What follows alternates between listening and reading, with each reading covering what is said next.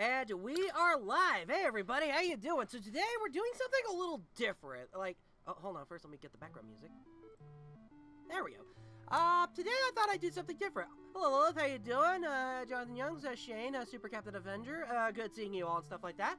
I decided today to just have a chill stream and just talk. No gaming, no watching videos and stuff like that. We're doing the time warp again, pretty much.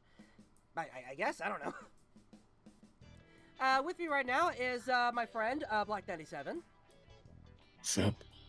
And yeah, like I'm just doing this because I want to experiment. Like as I was telling Black, I'm just experimenting on like normally when I do a Friday stream, I usually do like a game or watch a video or something like that, or like do a community night. I figure I'd do something different for the community night kind of thing. Instead of gaming and stuff like that, like with Yu-Gi-Oh! And Mario Kart, honestly, I need to come up with more community games and whatnot. I don't know what those would be, so there's that fair factor. I figured this could be like another one of them kind of thing. Like, this be an opportunity of like, you probably asking questions, I'll try to answer to the best of my ability, within my rulings of my videos and stuff like that. And if co-hosts want to ponder something, I will see if it's something. Let's see. On my watch of Yu-Gi-Oh! Zexal, just hit World Duel Carnival arc. I have no idea what that means, but oh yeah, Zexal. Okay, XC summoning. Right. All right, I'm glad you're having fun with that. If I'm not mistaken, that happens at the end of season 1 of Zexal. Season 1 of Zexal. Is it? Okay. What's happening? I'm just chatting, Jack. That's all. Also, hi, Jack. How you doing? Oh, cracked my neck when I. Let's see. Working on FS shots for episode 3 of the review of Star Wars episode 3. Yeah, I totally get you. I hope you get good with that. Get good. I hope you're doing good with that. I swear I could word. Really enjoying the show. I'm glad you're enjoying the show. Let's see. I got to do another storyline stream. Oh, have fun. Oh yeah, that's right. That's right. You are planning on doing a storyline stream in the future. I know that. Let's see. Xandrew is promoting reviewer with his t-shirt. I am. This is the old design of the. This is the original old logo that I gave reviewer a while back. I could probably tell him that, like, hey reviewer, I don't know if you want to do this or not, but like update like your TeePublic. You know what? If he's ever wanted to update his TeePublic, I recommend you guys to check out his TeePublic and like buy some merch in there. Get him interested, getting interested in merchandising. Those dudes with a hat, baseball shirt. Those dudes with a hat, lunchbox. Those dudes with a hat, flamethrower. The kids love this one. I don't know. Question, are you drinking soda right now? I am. I am drinking a Pepsi. Shanimation apparently completely forgot that the reviewer even has TeePublic, but to be fair, when was the last time he promoted it? Yeah, like, to be fair, Streamloots has been very, what's that word I'm looking for? Good. Lucrative. You know, I was gonna say lucrative, but I didn't know if that was the right word, but like, yeah, I guess so. Let's see, those dudes with a hat trading card game. That would be cool, but I don't know if, like, it would, I don't know. That'd be up to him and stuff like that. Let's see. Do you plan to have any new effects techniques in the next storyline? Speaking of effects, my friend Black here and I have been collabing to help bring a monster to life, per se.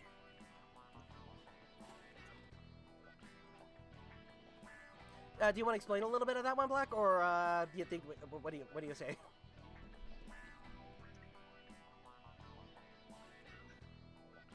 I mean, I do want to, but I'm not sure how. Black uses Blender to make CGI monster. That's the best I could say.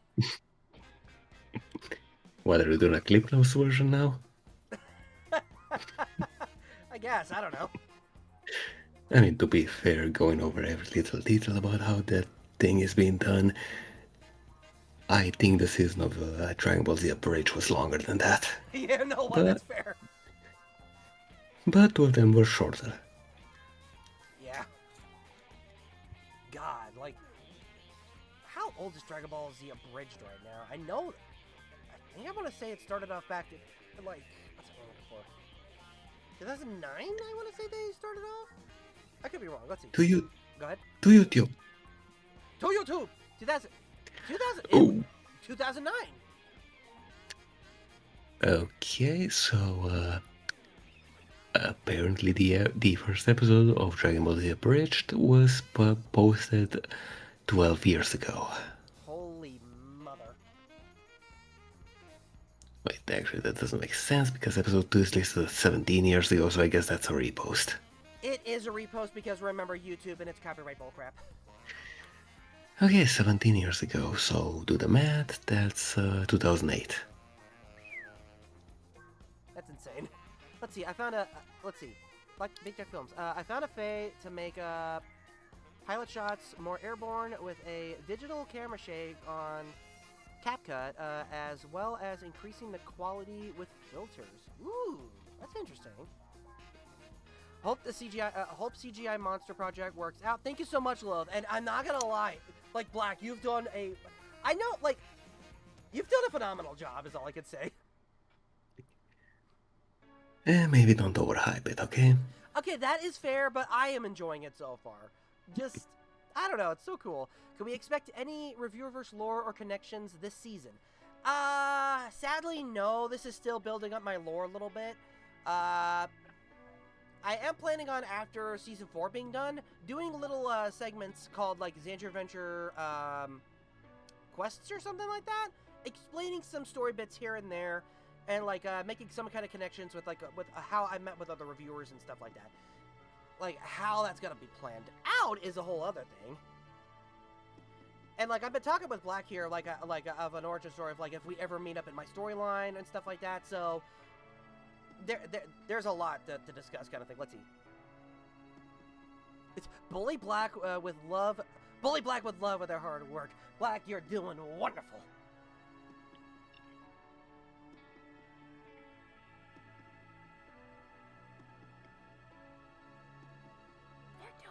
Fantastic, buddy. Used to that. Get supported, nerd.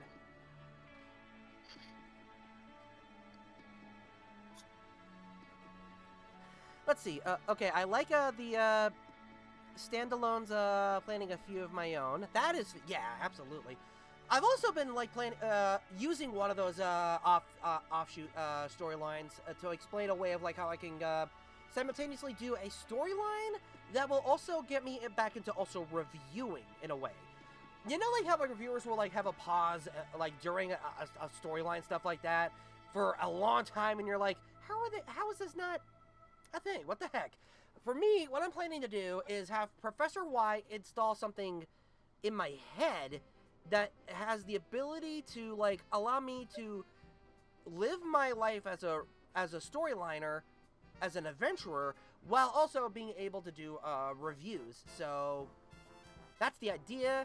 How I'm gonna do that is still in the works. So I haven't even written down as a part of a script yet, but like it's something I'm planning to do.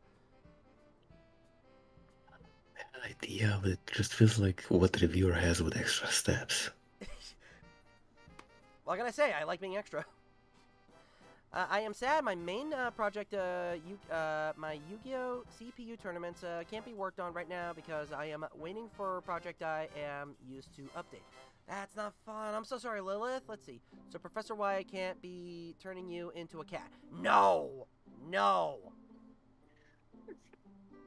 Yeah, maybe it's just me, but that running joke about cats with human heads has gotten for a bit too long. Pretty much, yeah. Besides, I suffer as a Bidoof in general, so yeah. You know, maybe I should have a storyline that involves how in the world I got turned to a Bidoof. That's something I could probably work on.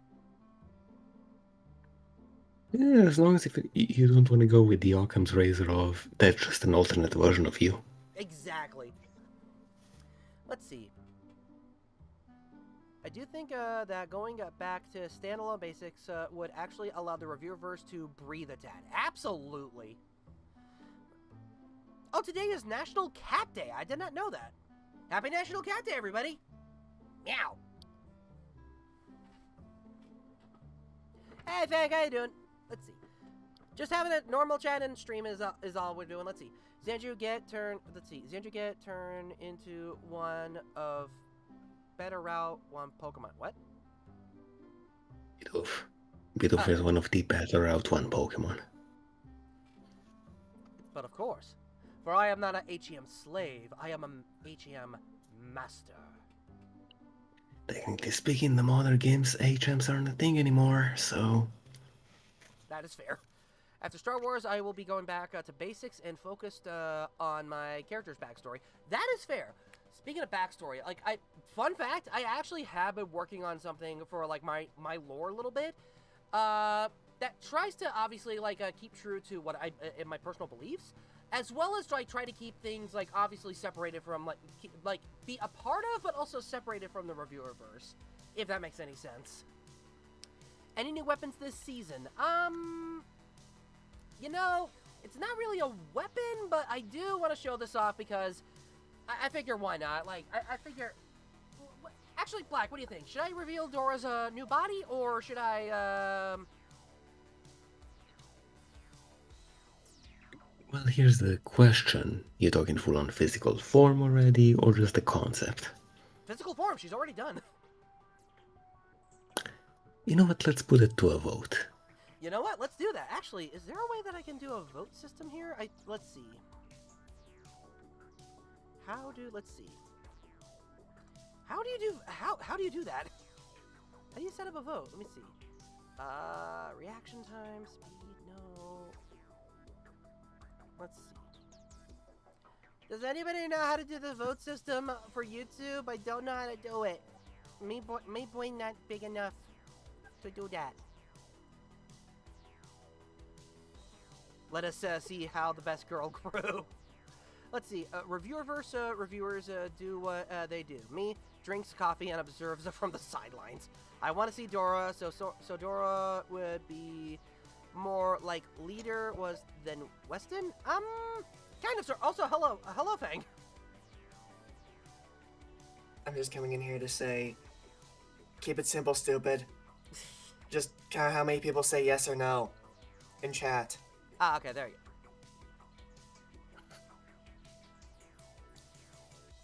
Let's see.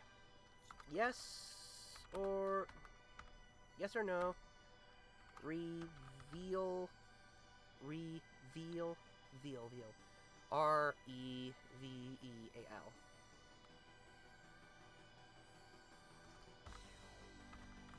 That's not how you spell door.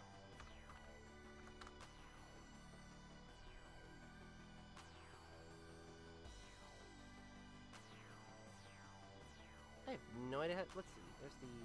I'm an idiot! Okay, start a poll. Let's see. Reveal... Dora. I'm kind of an idiot, people, just FYI. Hey, you said it, not me. Mm-hmm. And I don't know if there's a time limit on this thing, but let's see. While doing that, hold on, I gotta do something real quick, because apparently, like, I messed up my friends thing here, actually, so... Let me go into transformation. This is always a good time to, like, make sure, like, let's see, this is the left. Okay, I think I know what I did wrong.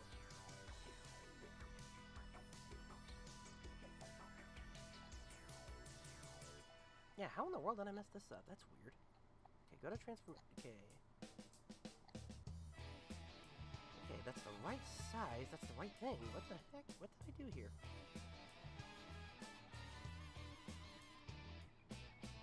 This is so weird. How did I mess this up?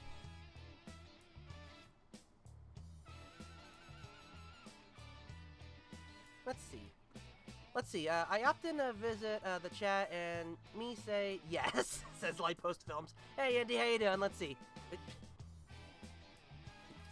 Super Captain Adventure. Do it.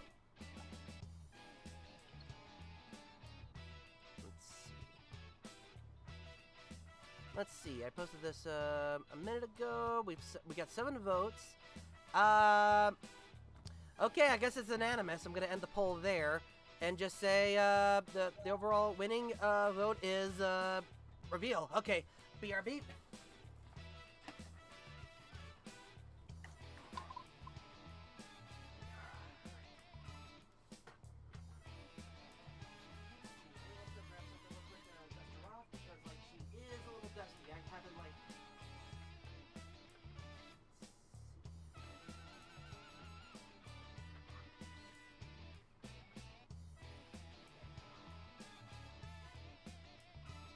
because I have showed like this project like to other people and stuff like that, but I haven't like really shown this like online at all. So there's that third factor. So, all right, here we are, people. I am so glad this arm is doing good now. So, without further ado, people. Oh, got my water. Here she is. Yeah, I know. I gotta vacuum my floor. Where is... Yeah, okay, let's see. It is not a bong game. No, it is not a bong. Also, hi, Darius. Looks phenomenal. Thank you so much, Jack. So, yeah, this is the updated version of Dora.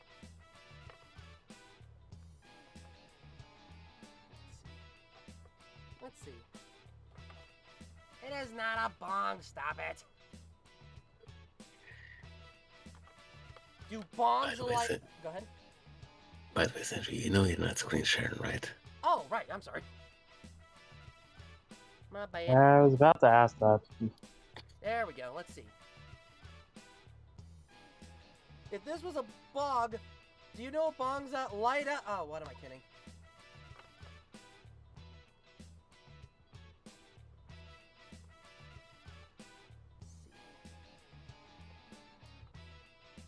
But yeah.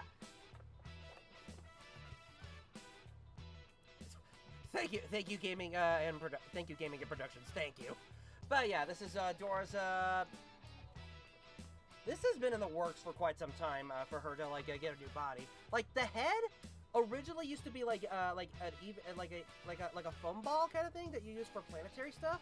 But then I'm like, you know what? I want to 3D print it. So this is like a 3D printed head. These are tubes for a M&Ms to hide a little LED flashlight that I have here that is also rechargeable. So that way, like I don't have to change the batteries at all. Got the flashlights off of Amazon.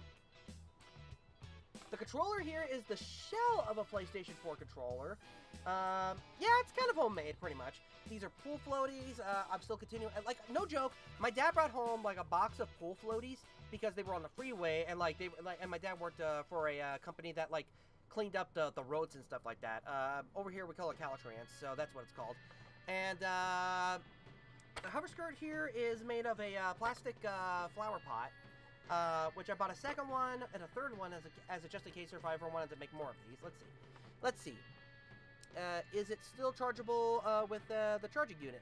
It should be, yeah. Also,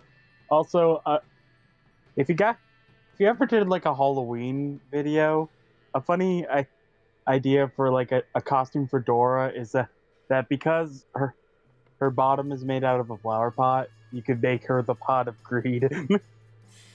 Nah, it wouldn't work. That's too much. I mean, that's too much of, I gotta be honest. Although, I mean, it's just a suggestion. Okay, I will say I feel like her neck is a little too tall from what like her original design is. So I'm thinking maybe like I could like get this off and then like either cut this off or shave this down, so that way like oh careful. I keep turning her head. I am so sorry, sweetie. Dora on a stick. Hola, my name is Dora on a stick. Thou shalt not pass, I guess. Oh my god. But yeah, like and like what's also great is that like I also have like this this stand here, which is a microphone stand, and what I can use with this is that like I can actually like, so that way I don't have to like have hold her up all the time. I can actually just like place her here, and then like, but I will say like I had a hard time not making it work before because it wasn't that thick enough. So I just grabbed some normal tape. I just found like some tape and just like wrapped it around, and then I just like slide that sucker in, and then bam. That way I can just have Dora like move left or right a little bit. I think the biggest problem is just like having her head like being able to move from in here, so that's like something I gotta figure out.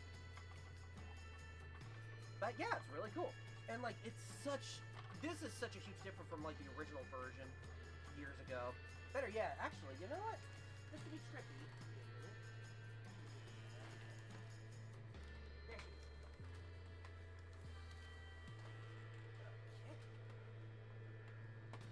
Here is the original Dora.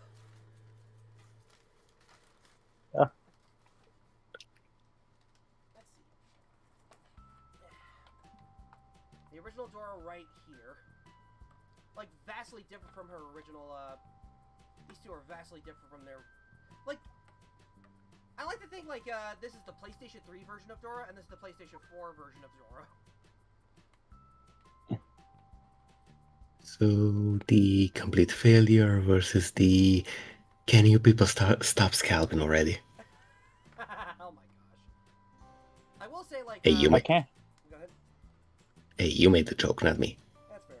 Yeah, like you say that, like with the comparison, I fear to what PlayStation 1 Dora would look like. Not very good. That's all. That's all I can tell you. Well, the PlayStation 1 Dora was just an AI code on a computer. The PlayStation 2 would be the fleshed out AI, and PlayStation 3 is the she finally has a body. Pretty much, yeah. Yeah, that I originally... makes sense. What's sad is that I originally tried to, like, implement her eyes from, like... Oh, there we go. There's the other light working. I tried to implement, like, the shell of her eyes into this one, but it just didn't work out the way I wanted it. So what I did instead, I said, screw it. I'll just, like, have it like this instead for the head design. So I just did it like that. Okay, let me turn this off while I got shit. There we go.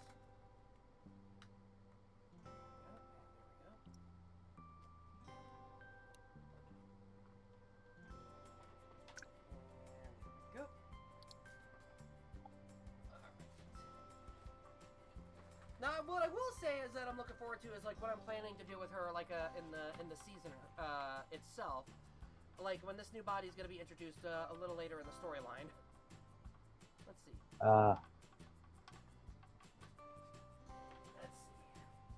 All right, now I'm going to put her back. Well, man, I'm also going to turn off the headlights here. The headlights are on, but nobody is home. Let's see. Bro got a new chair. Gaming chairs easily break.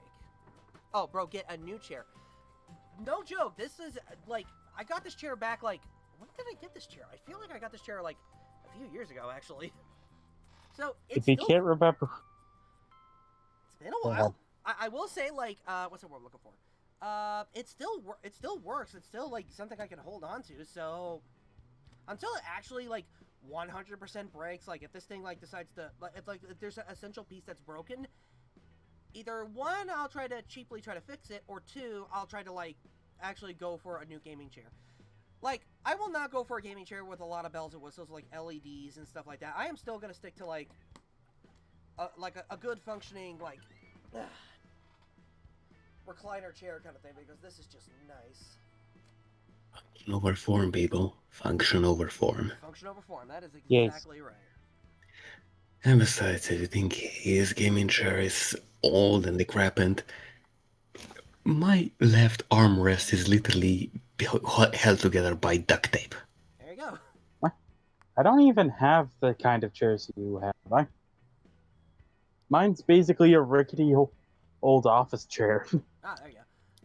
which I'm hoping like one of these days to replace it, because my stepdad actually has another chair in mind, but because he's been so busy with work and other stuff, he hasn't really gotten to like clean it up yet.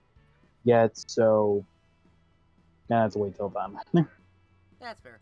And no, I have never heard of this. I have never heard of this before. Gaming Productions. Hold on a minute.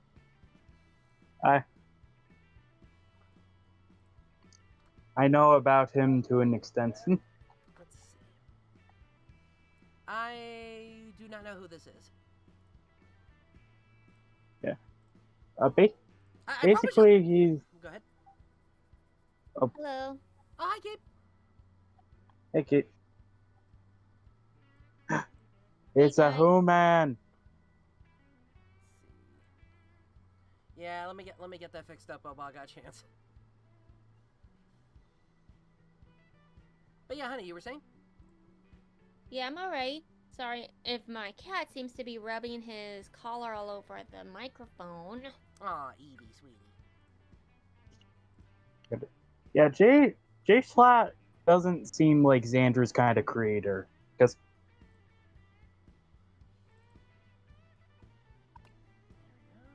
Darius, what do What? you mean by not creative? No. well, I'm Hold on. Darius, do explain, please, because, like, I think, Okay. misunderstood. Go ahead. the reason why I say that Jay Schlatt wouldn't be Xandrew's kind of creator is because Jay Schlatt's a little more rougher around the edges, and I don't think Xander can handle that.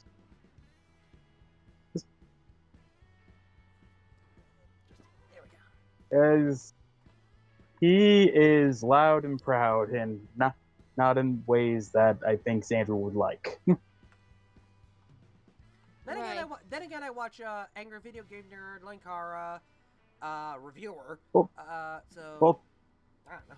well, those are like more exaggerated kind of behavior. This is just blatantly his own. Like, Okay, that's fair. Yeah. Also, I'll be. Okay. Let's see.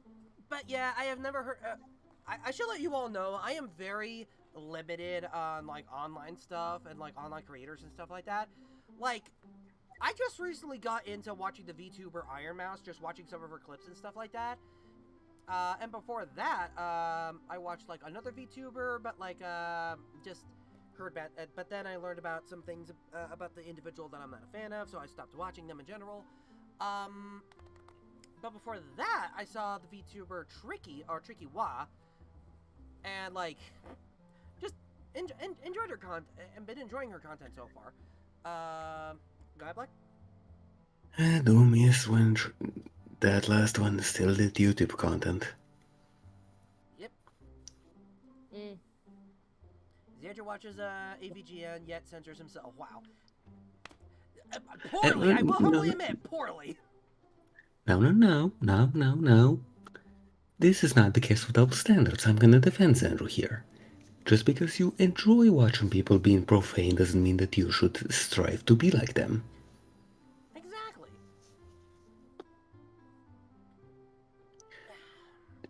I mean, not to be that guy, but that is the equivalent of saying, oh, everyone in my class is smoking, I should smoke as well. Right. You're just in a smoking class. It doesn't mean you have to participate in the smoking.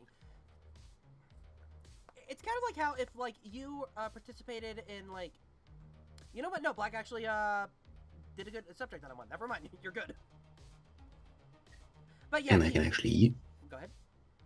And I can actually use that as an example because that was basically my entire middle school. Oh, Pretty much everyone in the class smoked, and I was the only one who, in 5 years I was there, never even puffed once. what the heck? In middle school? Alright, I have to clarify that one. Okay, primary school here in Europe is the first 9 years. Middle school is generally speaking, 4 years after that. 4 years after that. So your middle school is our high school. Basically, yeah. Okay, that makes sense. Your country is very interesting. That's all I'm gonna say on the matter. It's literally just different terminology. You know what? That is fair. Yes. Welcome back, Darius. But yeah, Key, we're just we're just talking right now. I'm just doing a random chat stream with co-hosts, with chat, and just like we just be talking is all. Okay, that's good. So, have you watched A Voice in the Dark yet, honey? Or are you saving that? Not yet. I was planning to tonight. Ooh, have fun. Oh, sweetie, have fun with that. I will. I think you might have fun with it. Is all I'm gonna say. If you're a fan of like some of like a scary story, kind of like not scary story, like I don't know, like all I can say is just like if you're a fan of audio dramas, I know that like Midnight Burger is you and I've been enjoying. So, And I need to get back into that. Like, I'm still stuck on the Leaf story. Yeah, you are really in need of catching up. It's funny. I'm ahead of the I'm ahead in the Attack the Fourth Wall storyline, and I'm behind in Midnight Burger. But like you, it's the other way around. Yep. Ever. But yeah. You had me listen to Winter of '83, remember? Was that our date night? Was that our date night on Yep. stream or off stream? Off stream. Okay, it was an off stream date. Okay, good to know. I said off stream, not on stream. Yeah, I know. I also said off stream. Did I not say off stream? I can't word today. You did. You did. Okay. Yeah, I can't word today. But yeah, I'm glad that you enjoyed it. Oh wait, was it the one where was it the YouTube version or was it the DVD version that I showed you? The DVD version you showed me. Okay, yeah, then it would be off stream because if it was on stream, I would be in trouble. Because Yep. like there are extra scenes from that DVD that like if you're a top fourth wall fan stuff like that and you like Winter of '83, I do totally recommend that you get the DVD because like it is really good. The extra scenes just like really added the chill in the terror of it. It really is. Let's see. So Xandrew, do you plan to make Dora an explorer? Will you stop? What? Oh, I showed everybody. I showed chat. I finally revealed Dora's new body. You did? Yep. May I see? Oh, you didn't see it yet? Oh, hold on a minute. Let me just. No. Hear me. Ah! I have to watch my water.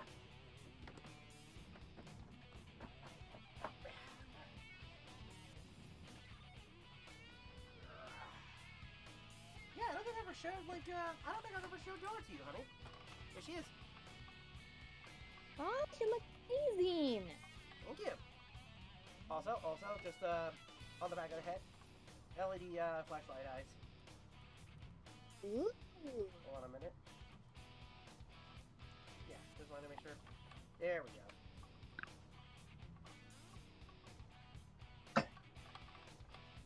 I will say she is a little heavier than like the original one.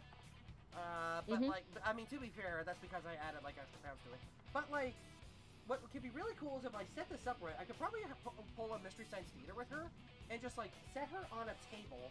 That way, like, she could just like kind of like Tom Servo it kind of thing, just like or something like that. I don't know. Ah, You- okay. You are gonna have to position the camera correctly for that to make sense. Exactly. You were absolutely right about that one. Let's see.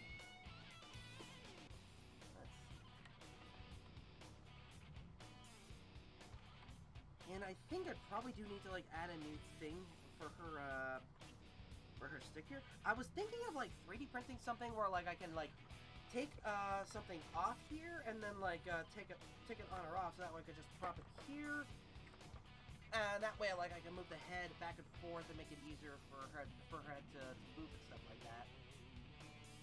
Because as is, it's not exactly, like, very good right now, unfortunately. It's not very good right now. But yeah, this is, She's thinking she could have working hands. That's just too much for me. I'm sorry, guys. I can't do it. I can't do it. Because like working with her and having like the arms that she had, like the arms that were there but didn't like actually work. What's the word I'm looking for?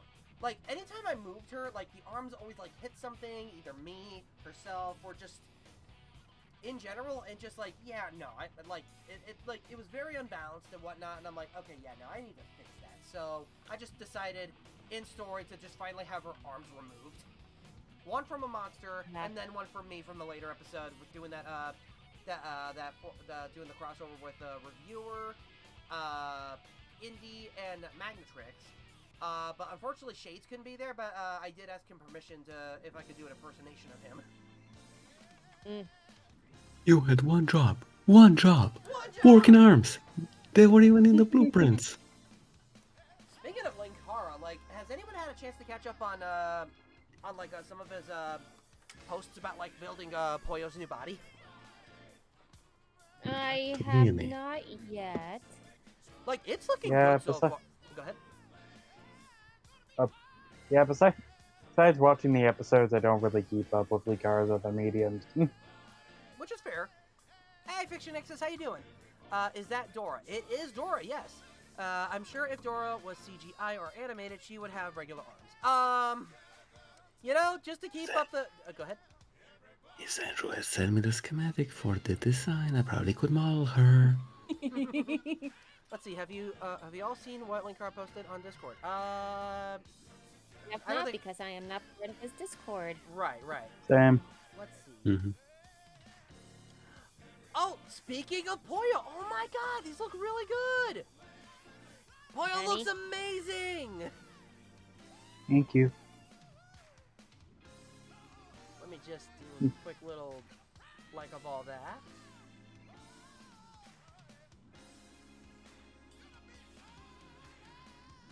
Let me also do like a...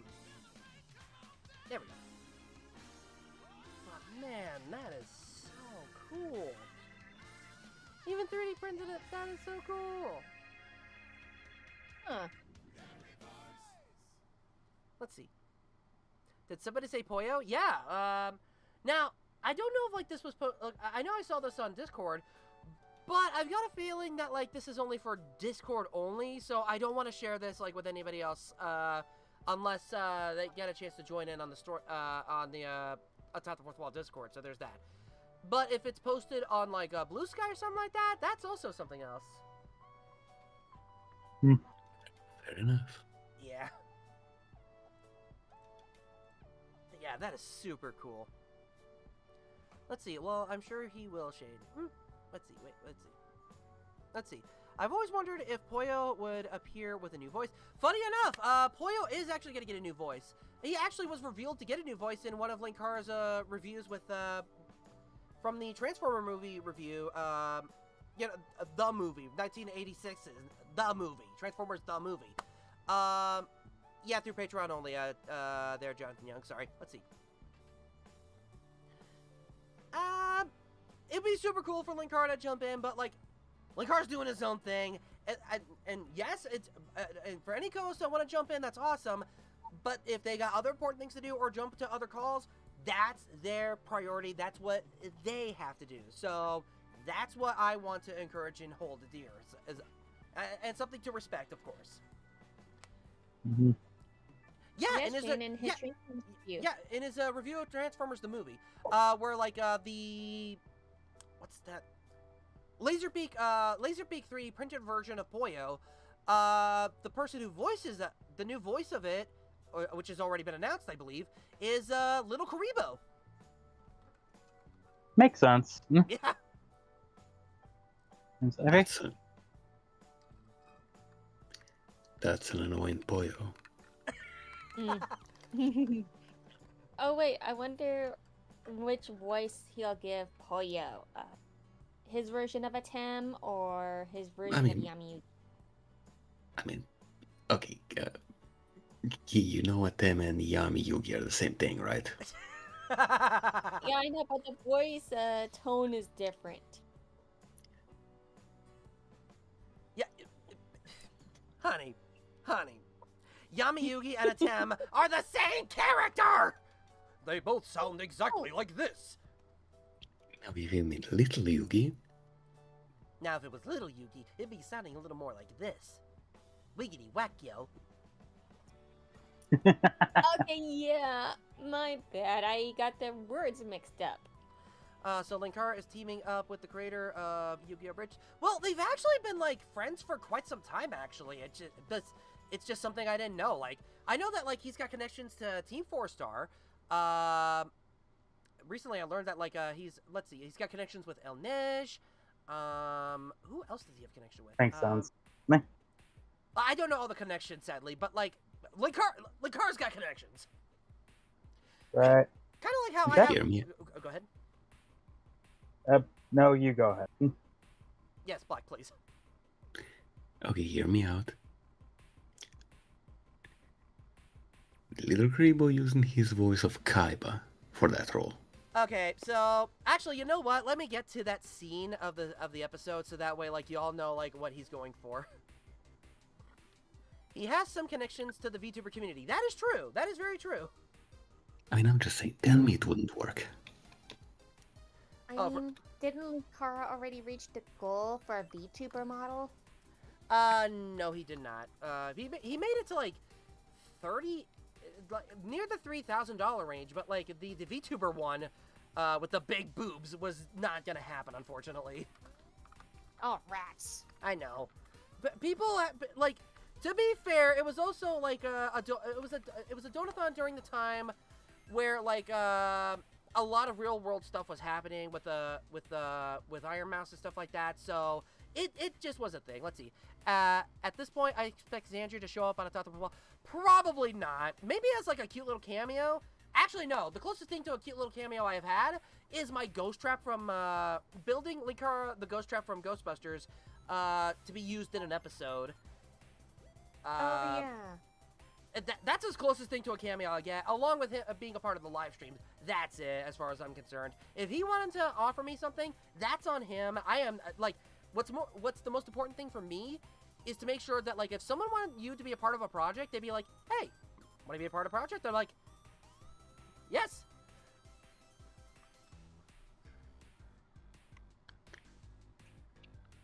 Linkara has connections to you and Jesus. Yeah. That's true. I mean, he also has connections to Warren Jesus, but who's counting? Oh, yeah. But, There we go. I know I frequently joined his chat on his YouTube stream. Don't know if he still does the Twitch stream, or... He hasn't done a Twitch stream in a while.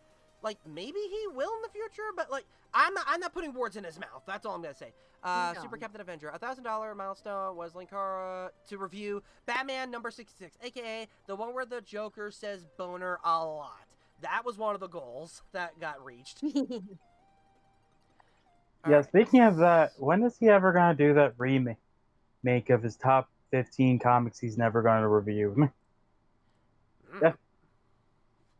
Like, I mean, it all depends on if he ends up actually reviewing the majority of what was on that list, because I know now we ain't going to talk about some especially certain topics. Okay, so I'm about to play the video. People, let me know if you are able to hear that. Actually, let's see. This is the window capture. Also, what a weird pose for him to be at when paused. To be fair, like, I paused at this moment just to get to the point. So, all right. So I turned up the audio. So let me know if you're all ready. Okay. Okay, here we go. Continuing awesomeness of Soundwave and his forces. I even made a Laserbeak-style body for Poyo. Came with a new voice module and everything. Think I'm keeping this voice for when my real new body is made. Which should be any day now. He said, as any day now has stretched to several years now. But yeah. Oh my god. But yeah, that's the voice that he's going with. And you know what? I'm down with it. I mean, as far as I can tell, he's just using his default voice, which still works. Yes, exactly. To be fair, Poyo did like the British accent. The problem was what was connected to the British accent, so there's that fair factor. And we're not going to be talking about that. Exactly. Moving on. Let's see. I'm down to the last 2 pages of storyboards in the final act. Oh, good luck with that, Jack. Let's see. Yeah. I think the closest to watching Linkara videos is seeing reviewer review Linkara. That's fair.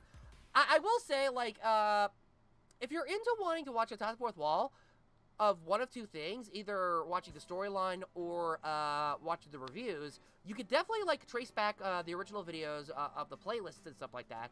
There's, like, a couple of playlists. Playlists that focus on the reviews, playlists that will focus on both the storyline and the reviews, and just one that just has, like, the storylines and stuff like that, with, like, how many arcs he's been doing over the years. I've been watching the storyline playlist. Yeah, Keyblade just recently finished, like, the Attack the Fourth Wall movie. Storyline 11. And she's on storyline 11. She got done with storyline 10. And like her text message, I'm so sad that you watched it because I wanted to do a date stream with you and I watching that and getting your initial reaction of that. Honestly, I'm so sad I missed it. Maybe we could. I could try to reenact my reactions. It's not gonna be genuine. It's not. It's not the same effect. It's just not the I know, same. but I mean, what you two could do, on the other hand, is Mr. Science Theater 3000 did. Oh, the story arc 10 or the Top of the Fourth Wall movie? Whichever one you want. Although I don't know if like the boss would be the boss. I don't know if Linkara would be okay. That'll depend on him. So I'll probably ask him before like I do anything crazy. Well, I mean, there is an old expression: asking isn't a crime. That is Or at true. least it usually isn't. That is fair. That is fair. Let's see. Kind of giving off that narrator from the Stanley Parable vibes. Not saying that's a bad thing though. It fits. Oh, cool. Wait, me? no, Boyo. Little Koribo, yeah. Yeah, okay, there. No, to be fair, he does have that vibe. He honestly does. Oh yeah. What would happen if Dora met Pollo? I don't know. I definitely say that they would be two different kind of robots. Like Dora would be like, honestly, I like being hands-free, and Pollo being like, what is wrong with you? To which Dora would probably respond with, a lot. A lot. Want to play Doom? Seriously, I really gotta widen her brand of like what video game she likes playing. Dora playing Helldivers. Doom Eternal. I mean, okay, don't give me ideas. Bless you, bless you. Thank you. But what? She plays Doom, Doom Eternal, Doom the whatever that one that you just finished streaming was. Dark Ages. Yeah, she plays a lot of games.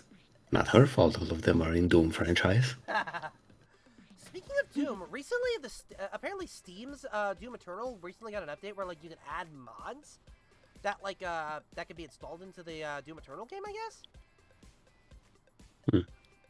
It's kind of like, and apparently there's like level editing and stuff like that that like the creators are allowing the community to do and stuff like that. I find it very interesting.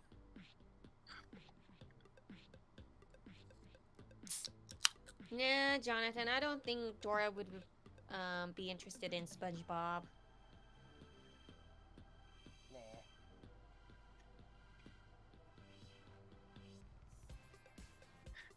Though I would be worried if you allowed Dora to play Helldivers.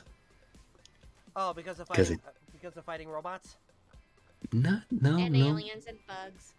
No, not that. I mean, just because she's a robot doesn't mean that she's the same as them. Like, Right, I mean, look at let's Lance. not get it. Let's not get it twisted here. No, I'm more worried for the safety of anyone she plays with. She might actually be more destructive than me. Dora just like getting a hell bomb and just like, hey guys, watch this magic trick I've got. Click. Dora, why? Yeah, at least I know. Yes, at least I know when to properly activate it to get the most result out of it. It's not my fault if you're still in radius. Fair. But yeah. Though Maybe then, we can account for Dora. again, we hit 500 Streamloot cards in 1 month. Or playing Helldivers stream. I'm joking. Don't make promises that are not mine to keep. I was joking, but also giving you ideas. Let's see. That sounds more like a Donathon idea, but anyway, let's see. It's funny that when this review came out, it was announced that Michael Bay is returning to direct a Transformers movie. What are the odds?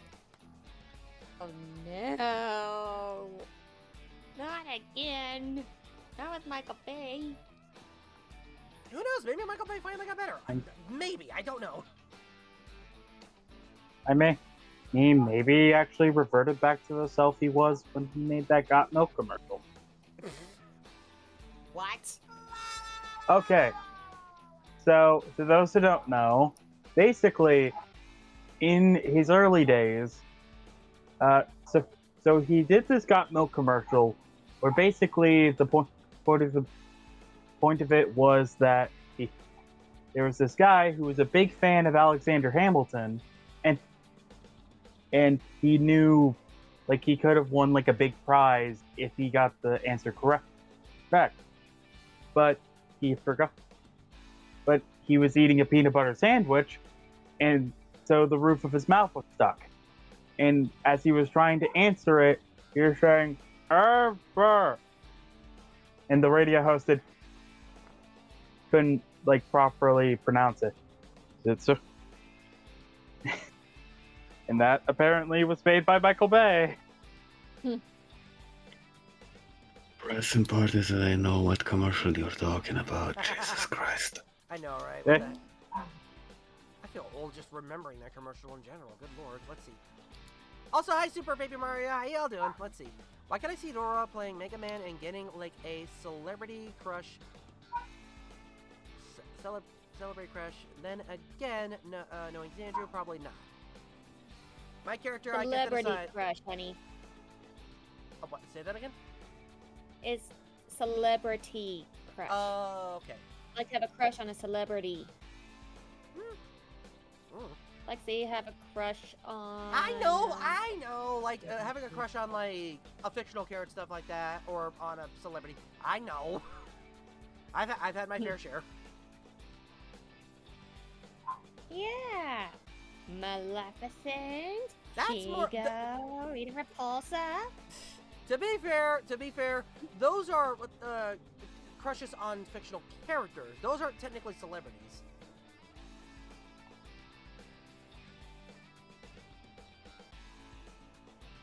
Yeah, but then there are the character meet and greets at Disneyland, and they're considered celebrities. Well, not the term of celebrity that I would use, but I get what you're talking about. That nearly broke my brain for a second. Oh, you too? I mean, for example, I used to have a crush on Drake Bell. Oh. Yeah. Especially with meeting him in person. Oh, yeah, that's right. You did meet Drake Bell back then. That's right. Mm-hmm. Through his mom. Ah, there you go. Because his mom and I used to go to church together. Kind of... That's just insane. Like, oh, I know this person thanks to their mom. We go to the same church, and you're like, what are the odds? Yep. I don't think I've ever had any stories. I don't think I have any stories. Well, no, I don't think I have any stories like that. Well, actually, I don't have a story like that, but my dad has a story of when, like, he actually met Lucille Ball once upon a time. Le gasp. I know, right? Like, he was still, like, he was either in his teen year. I forgot how old he was when he met her, but, like, he was going to a store, stuff like that, and then, like, he sees her, like, getting, like, a pack of cigarettes, just, like, I think it was this one at the time where, like, he was living in Hollywood, so he would probably meet a few famous people here and there. Will you accept my challenge? Challenge for what? Uh-oh, don't tell me it's a Mario Kart challenge. If it's Mario Kart, sadly, not today. I am just doing, like, a regular chat. But, like, if it's for, like, a future Mario Kart stream, maybe. I can't promise you anything.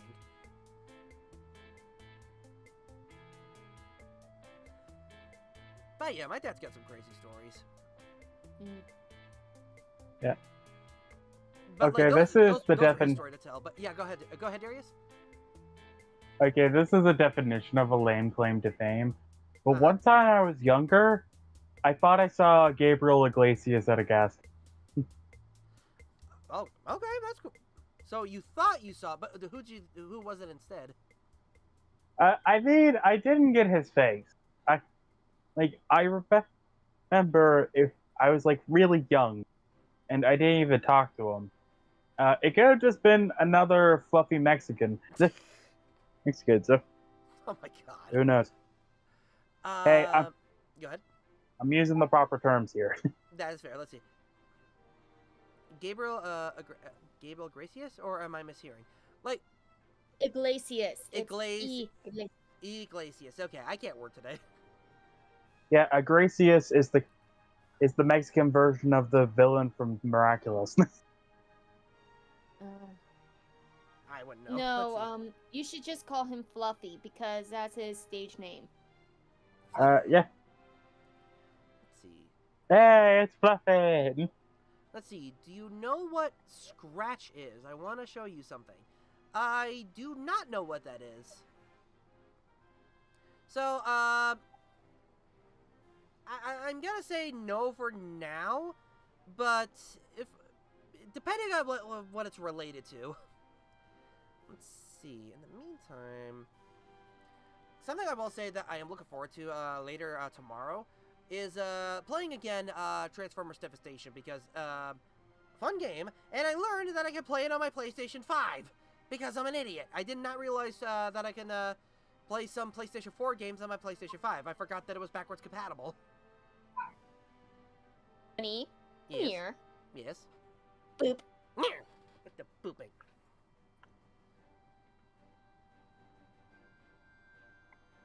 Well, now you know. Well, now So I neat. know. You And know what? knowing is half the battle. G.I. Gee, I know. Go. Okay, I so haven't even seen that show.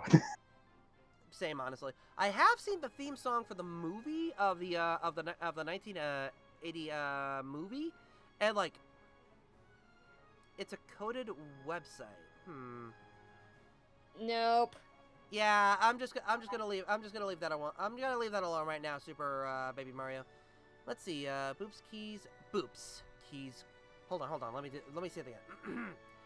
Boops keys greatest weapon. Oh yeah, there was another celebrity I actually met, but actually two, but during in high school. Ah, there you go. Okay, so you know Bing Crosby, right? Bing Crosby. In the movie White Christmas, he won everyone's hearts with his singing and did some Christmas music. Oh. Okay, Bing Crosby. Okay. If I remember one of his songs, "You must have been a beautiful baby." Is that Bing Crosby? Another one I remember is he was singing "I've been dreaming of a white Christmas." Okay, That one. okay. All right. Okay. Bing Crosby. Continue. I actually met his granddaughter, who, if you saw That's So Raven, she appeared in one episode, and her character's name is Rainbow. Cool. Like the closest thing to celebrities I've met was like at a convention a while back. Which convention was it again? This was back in 2021. My friends and I planned this convention to finally go, and it's in Pasadena. And like I get to finally meet like some of the Power Ranger cast members. The actor who played Jason, the actress who played Catherine, and the actor who played Zordon, like the head of Zordon, and probably the voice of Zordon too. I sadly never got his autograph because like I was having card issues at the time, which funny enough, those card issues actually kind of helped me get myself a brand new card later that actually helped like immensely. Yeah. Oh, so I finally remembered his granddaughter's name. Caitlin Crosby. Caitlin Crosby, okay. Yeah. The second celebrity I met, she used to go to my high school and is part of the Cheetah Girls. I know what they are. I never sat down to watch the show or whatever project it was. It's a movie series. Movie series, okay.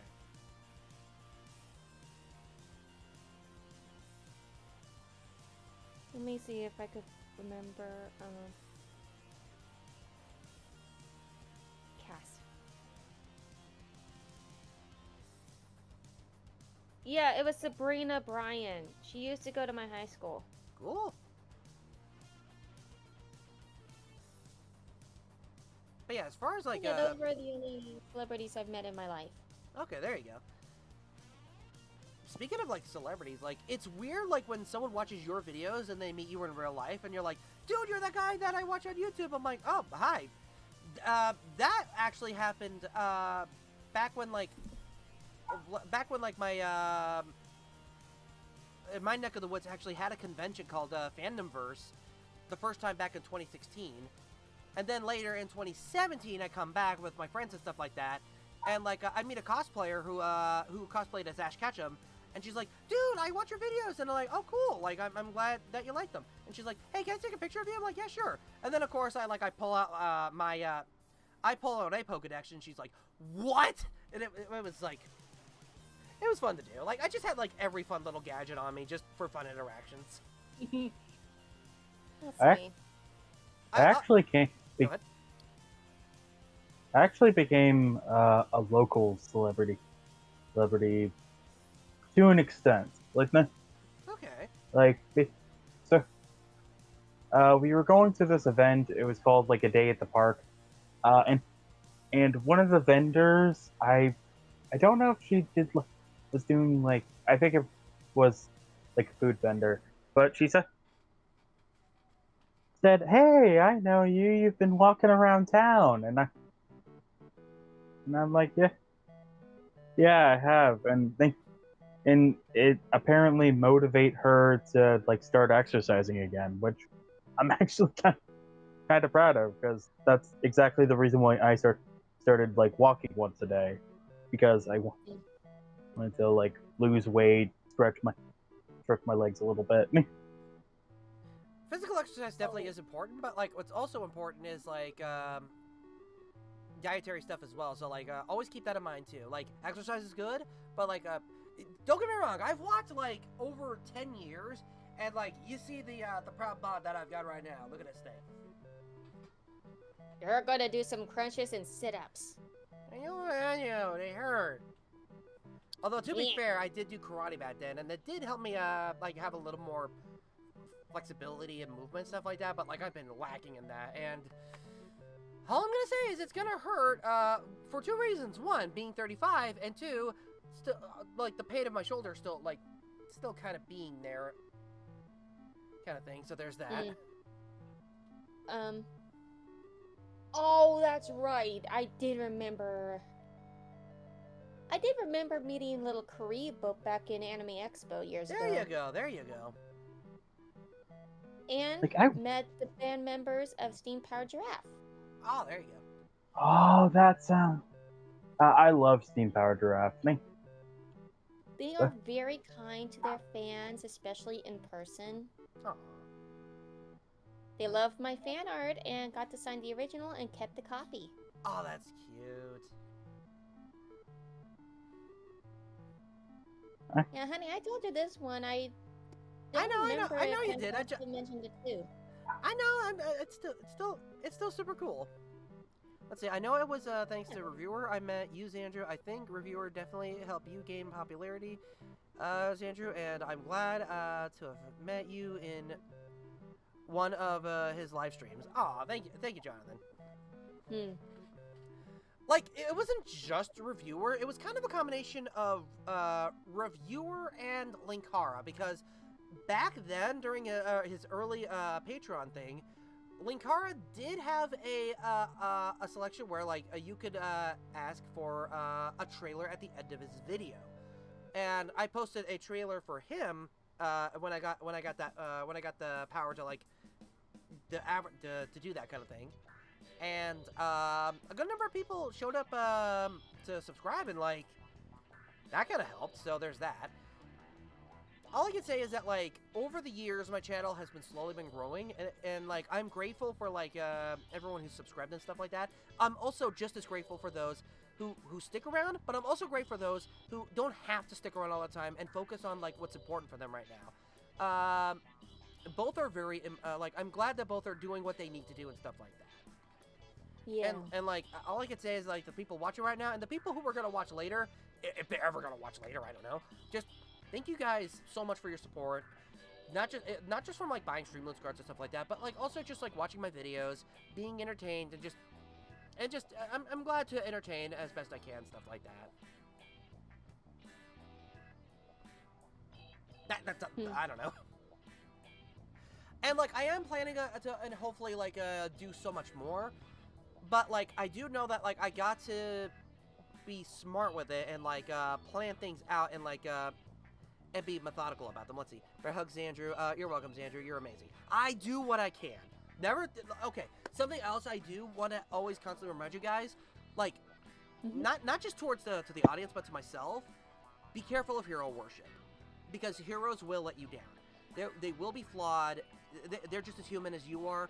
So don't look up to them to think that like they're something great, but do look up to what they are and try to learn from it. A quote like, I remember this episode from Scrubs where like JD talks to Dr. Cox, and like he's been in this mind thing of like I want to be like my hero, I want to be like my hero.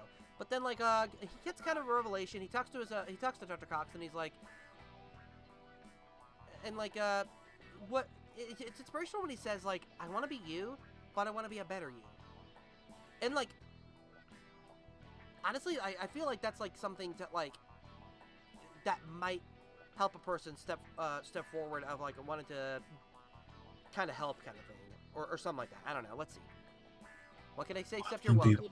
Go ahead, Black. Well, some people might take the expression, I want to be like you, but I want to be a better version of you, as if that they are not good enough for you to want to be like them. That's not really what you're saying with that. Really? No. Really what you're saying is, I want to be like you, but without the, flaws. Exactly. That's kind of like what that's kind of how I understood that. That's how I kind of understood it actually. That's exactly. Go ahead. There is that all. I mean, it's not really a saying, it's more of an expression. Don't strive to be like your heroes, strive to be better than them. Exactly. Let's see. I do know some heroes do become villains. Thinking of a few people. Thank you. Let's see. But I do agree with you, Andrew. Thank you so much, Jonathan. Do you plan to buy the Power Rangers Reignited toys? Might get the Blade Blaster. Looks like a solid, affordable props. I don't know. That is something I might have to think about. And also, I gotta think financially as well, because, like, don't get me wrong, I like to get props, but, like, I want to go for props that are, like, off-brand kind of thing, and, like, try to make my own kind of thing. Don't get me wrong, I will use, like, props that I love and use and stuff like that. What do you mean? Hey, look, it's a nerd. What do you mean? What do you mean, Shoujo? Also, hi, Shoujo. I hope you're having a good day. But yeah, we just be chatting is all. Let's see. Yes. Me? So you say... Go ahead, Black. So you're saying you want to make your own off-brand props with blackjacks and hookers. In fact, forget the props. No! I want the props! Get rid of the hookers! Things to be said on a Xandrew production stream, people. That. That's pretty much the only Futurama joke I can make. Yeah. Also, speaking of props, that reminds me, like, there's like so many props I actually want to make. Like, I've had this, like, basically it's like a piece of a chair leg for like for about a year now, and I really want to turn it into like a wizard minigun of sorts, like me. But I just haven't had the time to find the right supplies to actually make it look as meh. I getcha. I will say, like, if you do want to, I would say, like, find, like, some, like, things that are getting ready to be thrown away, like cardboard boxes of, like, soda boxes or cereal boxes, and, like, have a time of, like, creating just so that you can stress test them to see if they work or not. I will say, like, something I will advise is don't be a hoarder of old props, because over time you'll look at this like, I could do something with this. I could do something with this. Don't waste, like, so much effort on that prop, because, like, you never know if you actually are going to use it.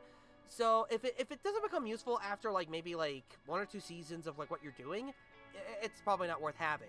But if you are detrimental on doing so, do over time, not have it as, like, I've lost my train of thought. Never mind. Let's see. Choo-choo. Choo-choo. And there goes the train. Let's see. Out of curiosity, Xandrew, do you think any OCs you ever made ended up at Foster's Home of Imaginary Friends? No. Most of mine did. The answer is simply no, because OCs are technically not imaginary friends. Exactly. Exactly. They're just your own creations that you made for a certain fandom or for your own story. Exactly. Eh. They go to OC Juvie. Oh my. And according, if you ask some people, they go to the Great Adventure in the Sky. No. Oh, that's... Or Because of course you would! Of course you would, Black! 5 years, Andrew. By this point, you should know how I function. I know. I don't. Hoping Terry doesn't. Let's see, Bitch Films. The Morpher is a little less than before, but it's cool as it is... Let's see.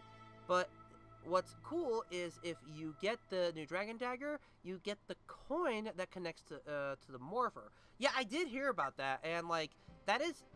You know, just because I'm a nerd, I probably do want to do that. So there's that fair factor. Let's see. Ah, yes, the classic original character. Don't steal! Donut steal. Yeah, the early 2000s. Yeah. Also, like whenever I think of that phrase nowadays, I always think of donut steal, which is a pony Sona. I think that's what it was. It was made by this one person called Silverfoil thing. So Oh yeah, if I recall, that's like an online content creator. Makes videos, right? yeah, it's one of the brony analysis that are left. Analyzers, gotcha. Let's see. So Forgotten Yes. OCs, so Forgotten OCs wouldn't end up in the wasteland in Epic Mickey? No. Nope. Morpher also has a sound for future White Ranger coins, so makes me think Playmates might get Saba going. Which is weird because I know that, like, not Lightning Collection, but, like, I know, like, the original one, the one where, like, they made, like, everything die-cast, had a Saba sword, so they're I know that. Because they also made, like, because they made, like, the blaster, and they also made the Dragon Dagger, which I was super hyped to get, I will say. I love the dagger. It is very cool. It's always my favorite prop from Power Rangers. Mm-hmm. Now, I will humbly admit... Oh, hold on. I'll be right back. I'm going to go grab that right now, actually.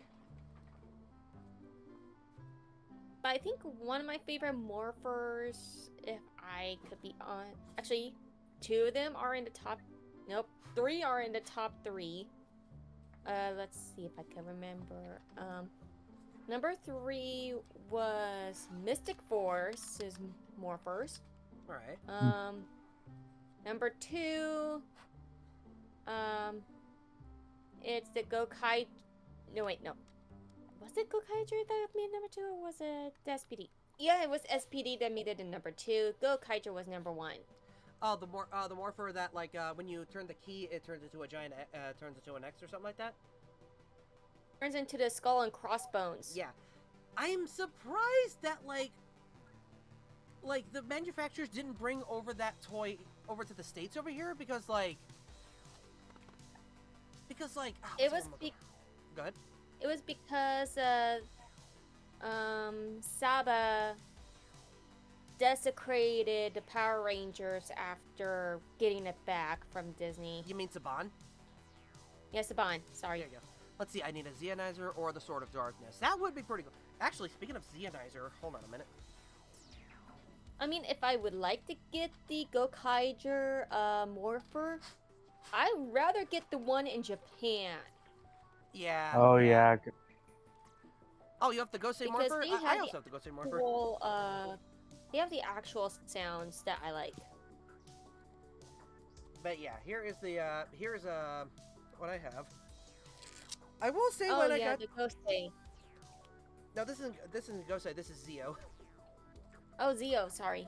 That's okay. right. Linkara had the Gosei Morpher. He's got the Gosei Morpher, but he also has like the Gold Ranger Zeo Morpher. Oh yeah, the one that almost looks like one of the Egyptian signs, wasn't it? I wouldn't say Egyptian, but yeah, I get what you mean. Let me see. So if I do this right, it would be like this. Oh yeah, that one. Zeo. Now, if I remember correctly, was Zeo the car one, or was it the sequel to Mighty Morphin? Zeo is the sequel to Mighty Morphin where they fight the Machine Empire. What you're thinking about with the cars is Turbo. That was the third one. Hold on. Let me think of the math here for a minute. Okay. Technically the fourth one. That's right, yeah, because I forgot about the... Wasn't it that they had, like, the ninja-like outfits before they get their actual Morpher outfits? Yeah, Right. it was the original Ninja Zeo Turbo. Oh Ah. yeah, it was Alien Rangers. That's the second one. Yeah, okay. Let me put this in perspective. Okay, so we've got 3 seasons of the original Mighty Morphin.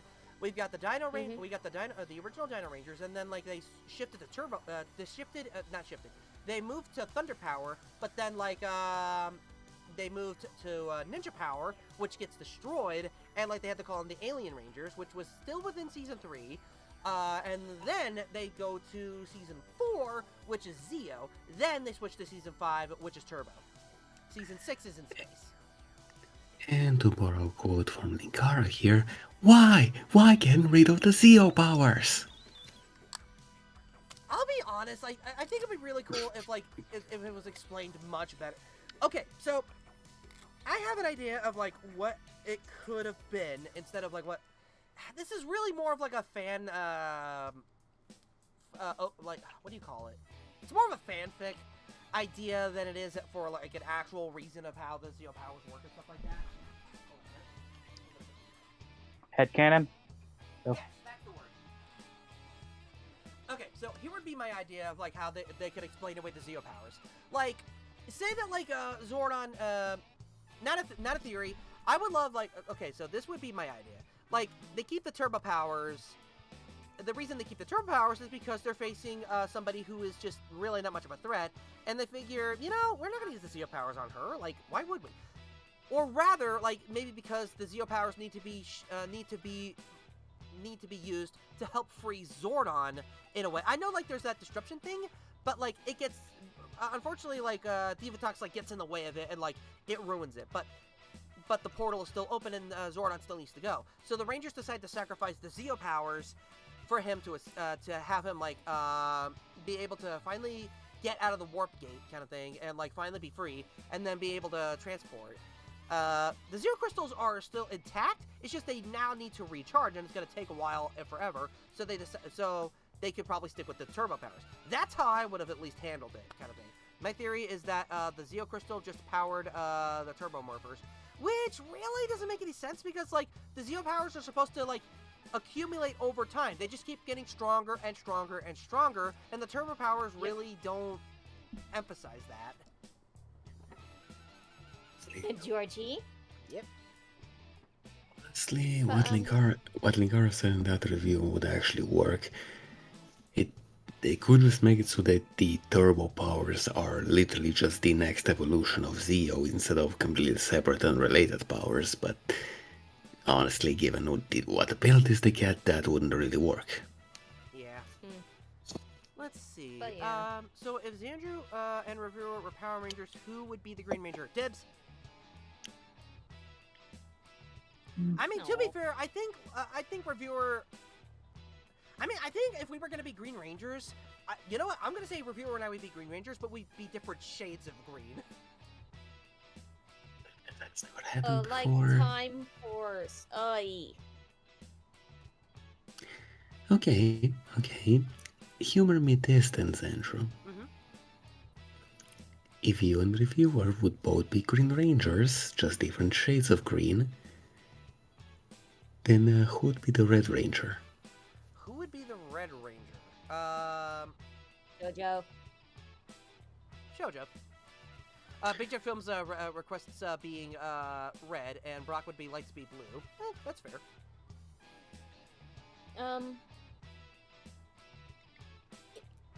I think it was Time Force that might have the two Red Rangers together. That is true. The And- the Red Ranger and the Quantum Ranger. Lazy design. Okay, first of all, I wouldn't call it lazy. I would really, because fun fact, that was from the original Japanese. Like, that wasn't like a design like the Americans came up with. That was something the original Japanese one came up with. Yeah, I could tell, but one of my friends from college and I, we both agreed. Why should Japan make two Red Rangers and just alter the white part of the Red Ranger to black? I mean, why not? They could just, if it's Quantum, make him silver. I don't know. Like, I guess, I honestly don't know why they did that, but, like, I guess to make it stand out from, like, the normal Time Ranger, I guess? The normal Red Time Ranger?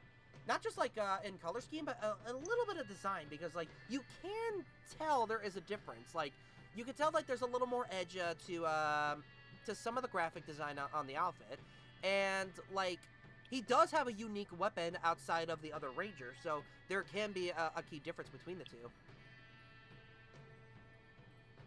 Hold on a minute. Let's see. I'm not sure if you picked up the question I asked earlier. Hold on. Let me see what Shane asked earlier. Let's see.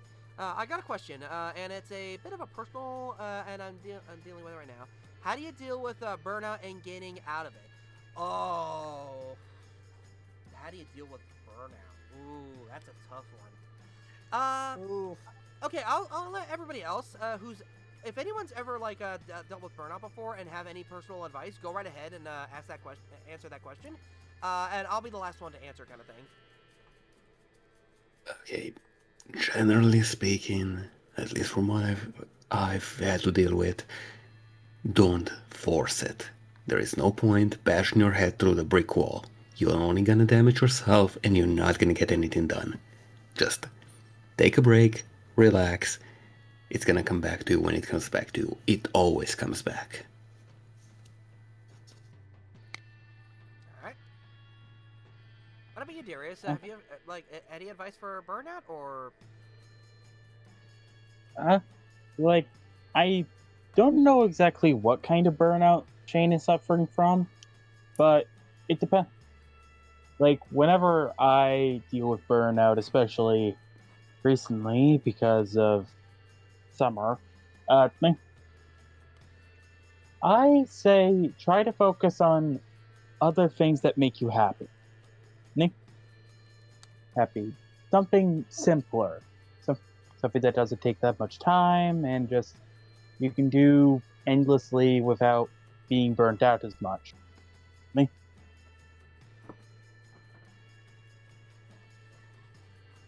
That's all I can say, really. There you go. What about you, Keith? Let me read that question. Let me see after.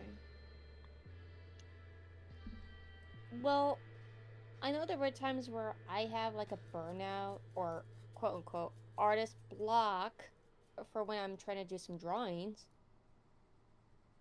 I just go and take a nice deep breath and go, okay, Key, it's blocking you from designing, and it's not good. let's listen to some nice calm music. Maybe that could help ease the burnout or artist block, and see what other path we could do for the art. Like change the direction of how you want it styled.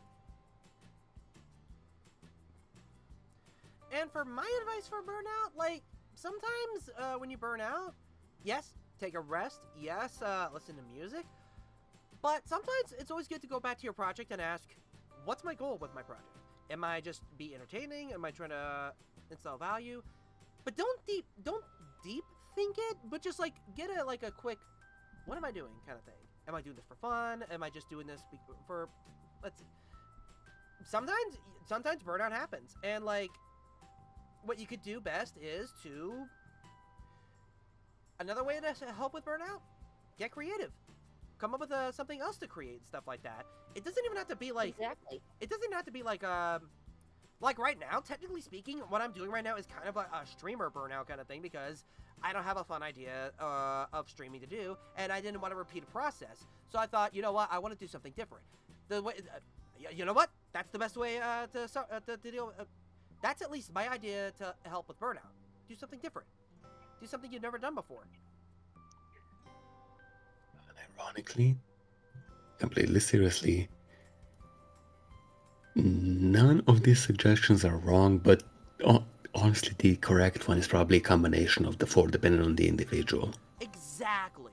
And you don't have to just Yeah. like, and also, you don't have to take all the advice and do it all as one. You can pick and choose which advice helps you the best. And if one doesn't help, you can go down that list, or not listen to us at all and stuff like that, and only just like get the idea and still keep asking.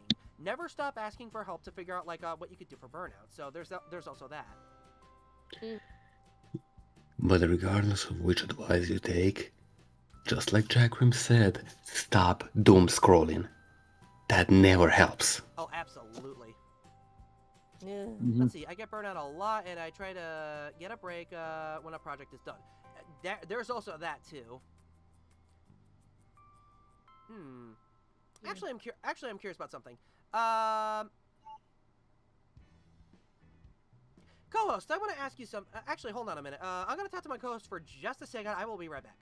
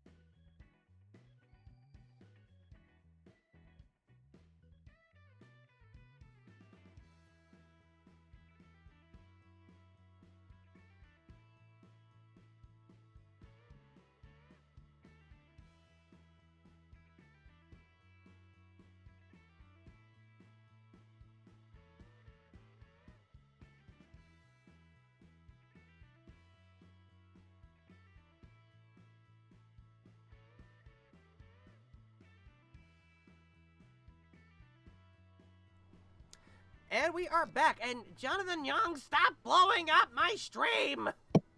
Stop it! No wonder why I smell burned barbecue chat lint. Hey, I'll get the water buckets. Please. and you kept asking me why I reinforced the chat walls with anti-burn material. This is why.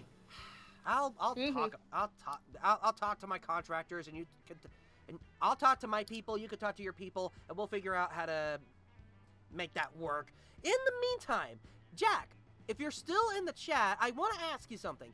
Do you want to join in on my Discord call right now? If you're up for it. If you're not, then that's perfectly fine. But like, would you like to be invited into the server? Which one, honey? The- There's the- two of them. The server we're in right now. Oh. Oh, say hi, Georgie. Oh, there we go. Hmm. Mike. Oh yeah, I made pizza today. Ooh. Funny enough, so did I. My croissant roll. Oh, your pizza rolls. Yep. I would, but I installed Discord on my PC. Lol. Oh, Oops. no. Oh, well. Let's see. To Um, save some memory on my drive. That is completely fair. Oh yeah.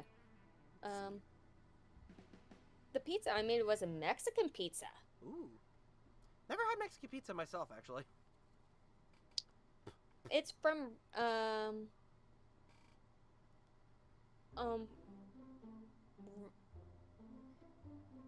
oh, I forgot the name brand of the pizza brand, but it has a guy with the aviator hat. I probably don't know that one. Let's see. Yeah, Let's- Red let's- Baron? Yeah, that's the one. Thank Oh, there you go. Super Captain Adventure. Yeah. My diet is ruined. I hope you're happy. Very much you. so. Oh, sorry. Yeah, I know my pizza. Especially my frozen pizzas. Oh, you're knowledgeable on your frozen A pizzas. There you Pokeball go. pizza. A Mm. poke. Ooh. That Technically, would be if ooh. one side is like completely covered in pepperoni, while the other side's completely covered in cheese. Not While there's a necess- line there with the olives. Not necessarily. If there's a way to make it work, what you could do is that like you would get like Ooh, this might be an idea. Okay, so you would cover like you would get the shape of the pizza, and then like you would cover the base of it with cheese, just cheese. Just like place the cheese down first. I know you're supposed to put sauce down first, but you put the cheese first down. Then you would probably make like a little barrier of cheese of like to make sure like the sauces don't touch. But one side would be red sauce, and the other side would be white sauce. It would be Alfredo sauce and tomato sauce to be baked to be into that. Hmm. And what if the black line and the white center of the Pokeball? Okay, now.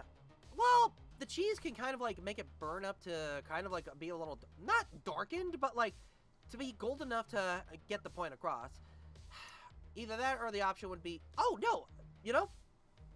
the option would be I was gonna say olives, but ew. I would go for probably Come mushrooms. on. I don't like olives What's on wrong with pizza. olives? Olives are disgusting. They're nasty. And They're so, yummy. They're delicious. yeah, I agree with Zand on this. I dislike olives. But I also dislike mushrooms. So Sorry, Key, you're outvoted 3-1. Victory! Yeah. Yes. One thing And- though about black olives that I like. I like it when they are cooked. Don't like black olives when they're raw. That is fair. That is fair. Let's see. Big Joe Films. Oh, Next bacon, up. bacon. That could be good for the line. Hold on a minute. Let's see. Next time for sure on Dragon Ball Z. Let's see. If a pizza looks like the one in a Goofy movie, it's perfection. Oh, I know what you're talking about. Oh, the melting goodness. Yeah, Yes. Is that the I one bet- Bobby ate? Yes. No, that was No, PJ. That was Bobby. PJ. no, No, that was PJ. yeah, it was because Bobby did the Leaning Tower of Cheesa. That's the one. Yes. Oh, that's right. Damn it, I know my Bobby. goof. You were saying Black? I cannot do the proper accent, but damn it, Bobby. Damn it, Bobby. There you go. Damn it, Bobby. Yeah, I Wait. cannot. Yeah, I cannot do Hank Pym. No. Yep, Hank Pym. Anyways, Big Jack, what are you Is that having not- as cheese strings for the stuffing and the crust? Oh yeah, like they do that. They just like put the cheese string thing in the pizza crust as they roll it up, so that way. I actually tried that. It didn't really work for me. Maybe because like they have a different formula and I don't. So there's that. Let's see. By the way, Honey Bear and I love the new season. The new season of what? My show of what? What's happening? Of Earth, what's going on? I don't really like the current season of Earth, I'm gonna be real with you. It's a bit of a broken season. It pretty much is. Oh, King of the Oh, Hill. King of the Hill. Okay. Damn it, Jack. You gotta be more specific. Oh yeah, that's right. The new season of King of the Hill is when, the parents come back from their was it the transfer to India? I don't know. I haven't watched King. I didn't watch King of the Hill growing up. But I do remember in the trailer that Bobby has grown up and That I is know. taking responsibility. And I remember in the trailer he said, "If you don't mind, I would like to help with the barbecue." And I'm just like, yeah, never disturb a man in his barbecue pit. True that. As long as it's charcoal grill. It's a propane grill is what's going on here. Sure, if you want inferior taste. Freaking fight me. That boy ain't right. Okay, but to rewind a tiny bit. You know, I've never tried stuffed crust pizza. I'm not sure if that's a thing over here. Oh, really? Go ahead. I've literally never seen a single pizzeria or restaurant who does it, or who offers it. That is fair. I will say, like, go ahead, Keith.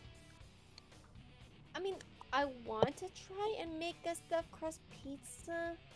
Thank you, Five Nights at Freddy's cookbook, for telling me how to make the dough. There you go. Maybe I could see if I could try and make it. But instead of using string cheese, maybe something else. Ooh. I know something. Because I tried Pizza Hut stuffed crust, and theirs is not string cheese, I could tell that much. It's a certain type of cheese. Anyway, go ahead, Black. I know, sometimes bacon is more art than bacon. But yeah, Darius, Also, you were trying to say? Yeah. Also, I noticed that somebody in the comments mentioned, I think it was Jack too, but pickles on pizza. I've actually been wanting to experiment with that for a bit. Like, okay, so bit of backstory. So there was this one time, I was featured on this question and answering show, where the person asked the questions. It was up to the audience to give their answers, and I mentioned that my comfort food was Hot Pockets and pickles. More specifically, pepperoni pizza Hot Pockets. And I made an entire video where I basically stuffed pickles into a pizza Hot Pocket and ate it. That is very peculiar. Actually, Yeah, continue, but then let me go next. But go ahead, Darius. And that got me thinking, because the vinegar and the pickle, like, kind of meshed with the tomato, I'm thinking, like, if I put pickles on my pizza, it would taste around the same. Okay. But yeah, speaking of, like, pickle-based food, my best friend, like, I don't know why, but, like, sometimes he likes to mimic what I try to do. What I like doing, this is completely, like, on topic, but kind of off topic, but, like, what I used to do, and I kind of do still once in a while, is, after, cooking up a bowl of SpaghettiOs, I would get some hot dogs, I would cut the hot dog in half, and then I would actually scoop out the innards of it, put it into the SpaghettiOs, eat it, of course, and whatever's left, I just like scoop it into the hot dog and eat it like that. What my best friend decided to do was do the same thing, but with a pickle. It is interesting. Like it was interesting, to say the least. Question, honey. Answer. Did you actually cook the hot dog before you cut it in half and scoop the innards? No. Bonk. I like them. I don't like them cooked all the time. Once in a while I will if I'm in the mood. But like if I just want a hot dog to cut up, I'll do that. Also, thank you, Streamloots, for reminding us. Yes. And covering his face all the time. Yes, cover the shame. The shame. Also, considering reviewing the Gumby movie, I got back into it. Haven't been since I was a kid, thanks to Riff Tracks. Oh my god, the Gumby movie. Oh, I remember Gumby. It's so fun. I wasn't much of a Gumby watcher when I was a kid, but I remembered I rented that VHS and watched it, and I'm like, this is actually a lot of... But, like, this was a really fun flick. Remember that movie because my great-grandparents had that VHS whenever we visit. Let's see, Streamloots Sorry, makes Glass. Xandrew look like Mike Wazowski. Anyway, continue playing. Grandpa Xandrew, what's a VHS? Oh, you want to know what a VHS is, eh? All right. I'm pulling your leg. I know what a VHS is. I had them when I was a kid. You better have one, Sonny. Oh, yeah? Well, get a load of this. Bam! This is a VHS tape, you little rascal, you! Yes, I am aware. And I no, am aware. no joke. This is an actual movie called Holy Moses. Whoa. I guess the only question I have now is, what does the unholy Moses look like? What are you talking about? This is the Unholy Moses. It is a spoof on Bible stuff, because of course it is, of a guy who apparently was what's the best way I could describe it? Like of this one guy who is like in other Bible stories, but they're told out of order, and they're just like, it's insane is the best way I could describe it.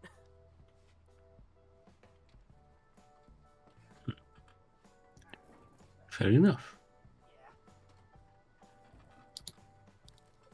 It's like one of those comedy spoofs and stuff like that. Let's see. Oh yes. But yeah, go ahead, Darius. Speaking of spoofs, have anybody in the call seen the new Naked Gun reboot? I have not yet. No spoilers. Okay, no spoilers. Thank you. Yeah, no spoilers, please. I've seen But trailers for I've it, heard that's all of- I can say. Yeah, same. I haven't seen it either, but I think, especially being that apparently they also announced there's going to be a Spaceballs 2, I think this could be like a resurgence for the spoof movie. Honestly, I hope so, because like that'd be really cool. Are Yeah, you currently allowing anyone to join the Discord call? Here's the problem. How I determine it is, one, I've had to cross over with somebody, whether it be on their streams or if I've been on a project of theirs, and it can't be fans. Sorry to say. So there's that factor. On a rare occurrence, if I've known a person long enough and like they've been in the group and stuff like that, and like we all agree we like this person and we want them to join in on this call and stuff like that, that's how we determine it. And like how I have the system set up is how I have the system set up is just the best way I could say it. In summation, Xandrew has to know you for long enough, has to have cooperated with you on something, and at least majority of the co-hosts have to agree to it. Exactly. Yep. I'm here because I yelled "not like this" once. Yeah, no, but that's fair. And I Which- technically did collab with you like in one of your videos a while back. Yeah. But that was Oh a while yeah, back. I need to do something like the 12 Gifts of Darius again, because I love doing like little skits. That's fair. Like, which, man, a lot of the stuff that a lot of the gifts have kind of aged poorly. Like, Yeah, pretty much. yep. Let's see. be Except fair, for. Darius. Go ahead. To be fair, Darius, you cannot blame yourself on how poorly they aged. You are neither Yeah. clairvoyant nor psychic. Right. The only gifts that haven't aged that poorly, surprisingly enough, were the ones I did with Eric King, who I actually know because we worked on a project with Indie long ago for this comic dub, and we got to know each other. We hung out. I made the original gift for the Godzilla fan years before that, and the rest is history. Well, there you go. Let's see. Hold on, there was a comment, but like, there we go. Let's see. I'm still surprised Andrew voiced Mistis at first, and I know Jess was also surprised. I surprisingly have like a weird talent to sound like a woman sometimes. Sometimes I can't do it all the time. I'm kind of losing some of the femininity in that voice performance, unfortunately. You just gotta get back with your feminine side, Sandy. Yes, Andrew. I'm sorry. But I gotta ask something. Mm-hmm. When you were voicing Mistus, Uh-huh. did you feel like a woman? Not really. You gotta. Why? I don't make the rules. I don't make the rules. But I don't know the rules. What's the play? Where's the rule book? What's the play? You know the rules, and so do I. And so do I. Never gonna give I was you just up. about to say that. If you gonna let you down, not gonna come around and desert you. These are the people I hang out with. You love us. I Love know. you too, hun. Let's see. Why can I see? Also- Hold on. Jonathan Youngs. Why can I see if Xandrew was in South Park? Xandrew would be Cartman's opposite. That's Butters. Butters is Cartman's opposite. Let's be real. I love Butters. He's the greatest. It's amazing. No, I can't do Butters' voice. To be fair, Andrew, they did not stutter. Oh, catchphrase. Let's see. Avenger. Dang it, I got rickrolled. Yes, you did. Yes, you did. You're about to get rickrolled again. Never gonna give you up. Never gonna. No. It wasn't gonna work, Darius. They were expecting it. Right. All right. That- Let's see. But yeah, when it comes to like on the subject of voices, like, what's a voice that like you all never expected to come out of me? Let's be real. Other than like the stereotypical like woman voice or something like that.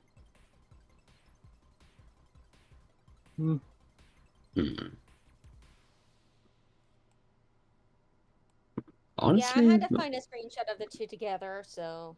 There you go. honestly, I can't think of any, Andrew. Sorry. Yeah, sorry. What's wrong? Like, I think. Oh, hold on there. Hold on, Darius. What's wrong, Black? Don't let them big. Don't let them funky. Don't let them big. Don't let them funky. I can apparently sound like ow. That's fair. I can surprisingly sound like the hippo from Madagascar 2. You realize, of course, you Which deserve to die for that joke alone, right? I don't want to. It hurts. Dying hurts, and it's cringe. And you're still recovering from a sore throat. That is fair. Let's see. I could do a lot of okay, picture films. I could do a lot of creature sound effects with my voice, a lot of growls and purrs with my vocals. Ooh, nice. I know that okay. I know I tried to do like a voice effect a while back with just my own voice. Excuse me. What was it? how did I do this? Like, it was supposed to be like a evil sounding voice. And it kind of sounds like this. Like, this is the kind of voice that I'm trying to come up with right now. I don't know if it's any good, and I don't know if it's like something that'll be like something that would work in a voice role. So there's that factor. You sound like a drug version of Optimus Prime. The blood's transform and roll out. I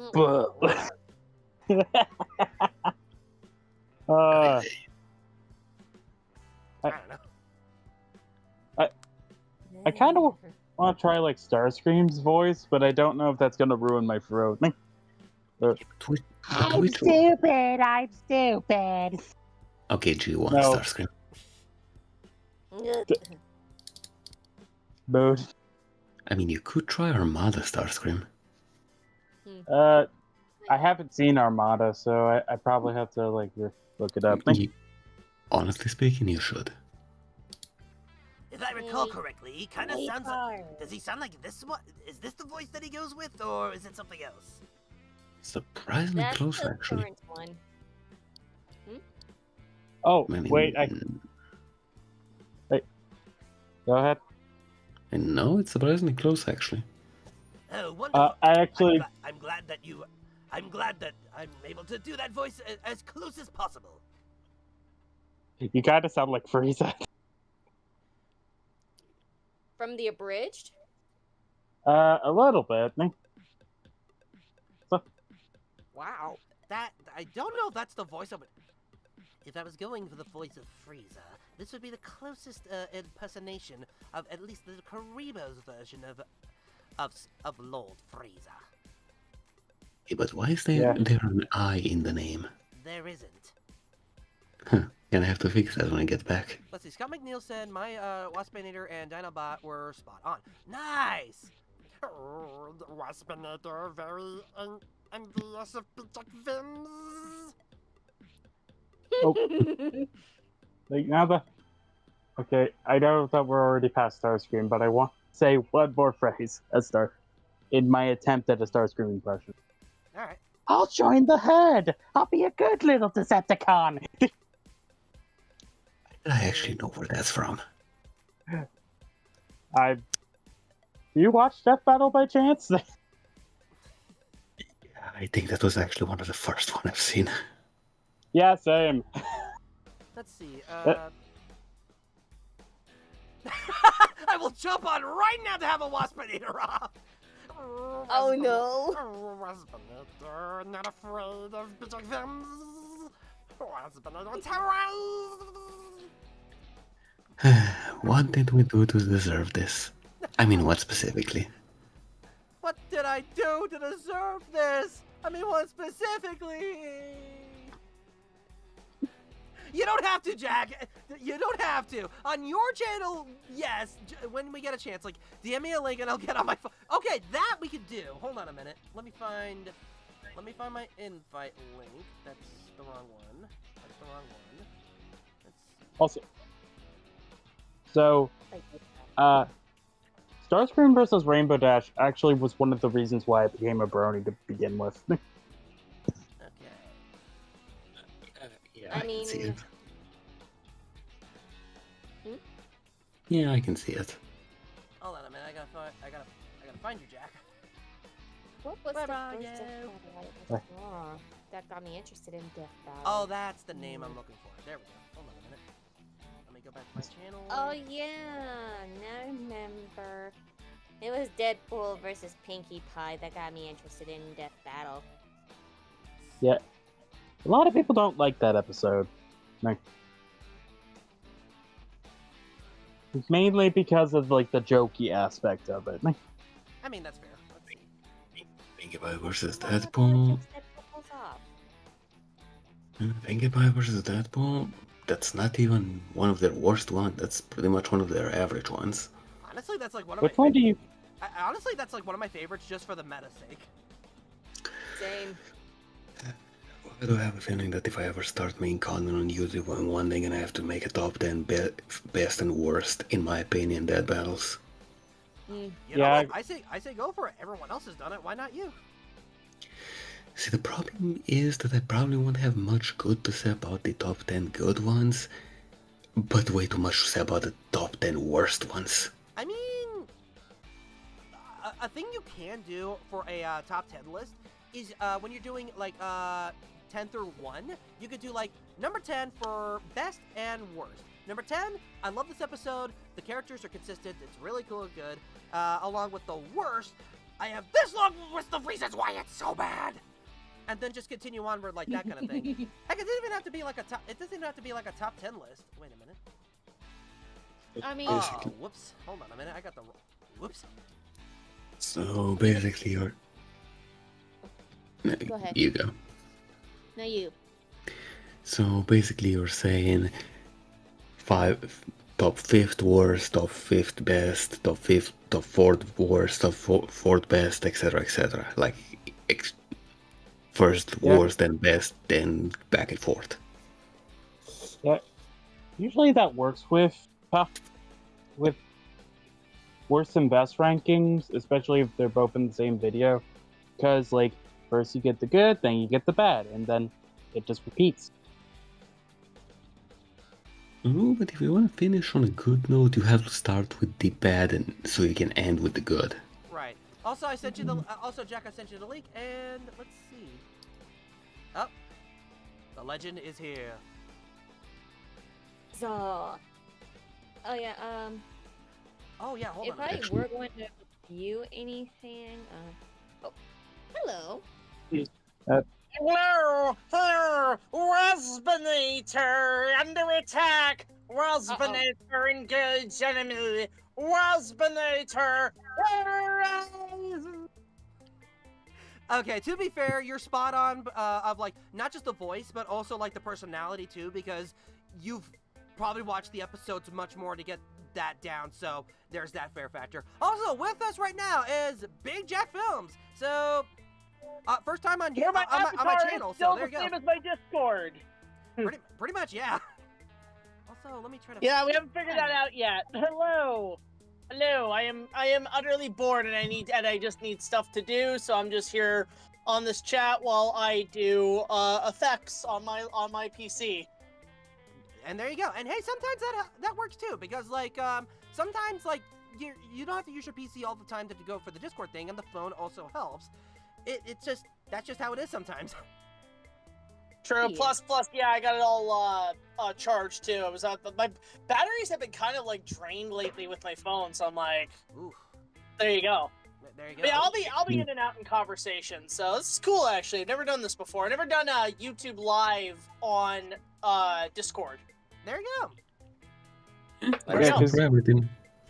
Yep. What's also a first, Jack, is that you are getting Badoofed. Oh But, my. I'm sorry, but what? You become Badoof. Oh my God! I'm a beaver. I think. I'm a septipus. I'm a platypus. I don't know what I am. A Badoof? Big Jack Films the Badoof? I'm a doof. I'm the gopher from Caddyshack. You know, I've actually never seen that movie. I know of it. Never but seen it either. I've only seen like a bunny parody that's like 60 seconds of Caddyshack. Oh, there you go. I only also know it for that one line where Rodney Dangerfield says, "Hey everybody, we're all gonna get laid." Oh my God. Oh brother. Weird thing, because the only time that I've ever heard of Caddyshack is during the Family Guy A Little List parody. And I think one of the... Go ahead. No, nothing. But like one of the lines is, and your girlfriend who doesn't get the jokes in Caddyshack. Or at least I think that's the name. Yeah, I've never seen the movie. I mean, like, when it comes to Bill Murray, I'm slowly getting into what he does. Like, I like Ghostbusters, but that's really about it. Yep. The pinnacle. You know, he was almost once considered to be Batman. He was almost, like, cast in Tim Burton in the 89 Batman. Bill Murray? Yeah, Bill Murray and Really? Eddie Murphy as Robin. That was going to be a thing because they were deciding on which direction to take the movie, whether it be comedy or serious. My God, that's insane. Well, I think even Ivan Reitman was considered for directing. Oh dang. Yeah. An Ivan Reitman version of Batman. That'd be interesting. That would have been interesting. Yeah, there were a lot of cast was it directing choices. There were a couple. I think even like Joe Dante was considered. Even Richard Donner. They even said, Donner, you want to do this because you did Superman? He's like, nah, I gotta do the Goonies. You know what? Good choice. Good choice. Let's be real. Well, Also, actually, fun fact, I have never seen the Goonies. The gasp.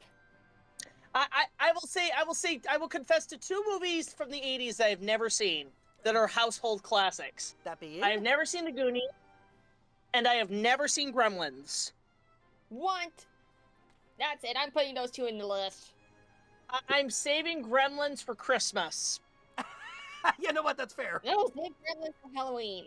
No. Christmas. Well, like ever since COVID, like I'll say this, my number 1 movie I watch every Christmas Eve from like 9 o'clock till when the clock strikes midnight is Batman Returns.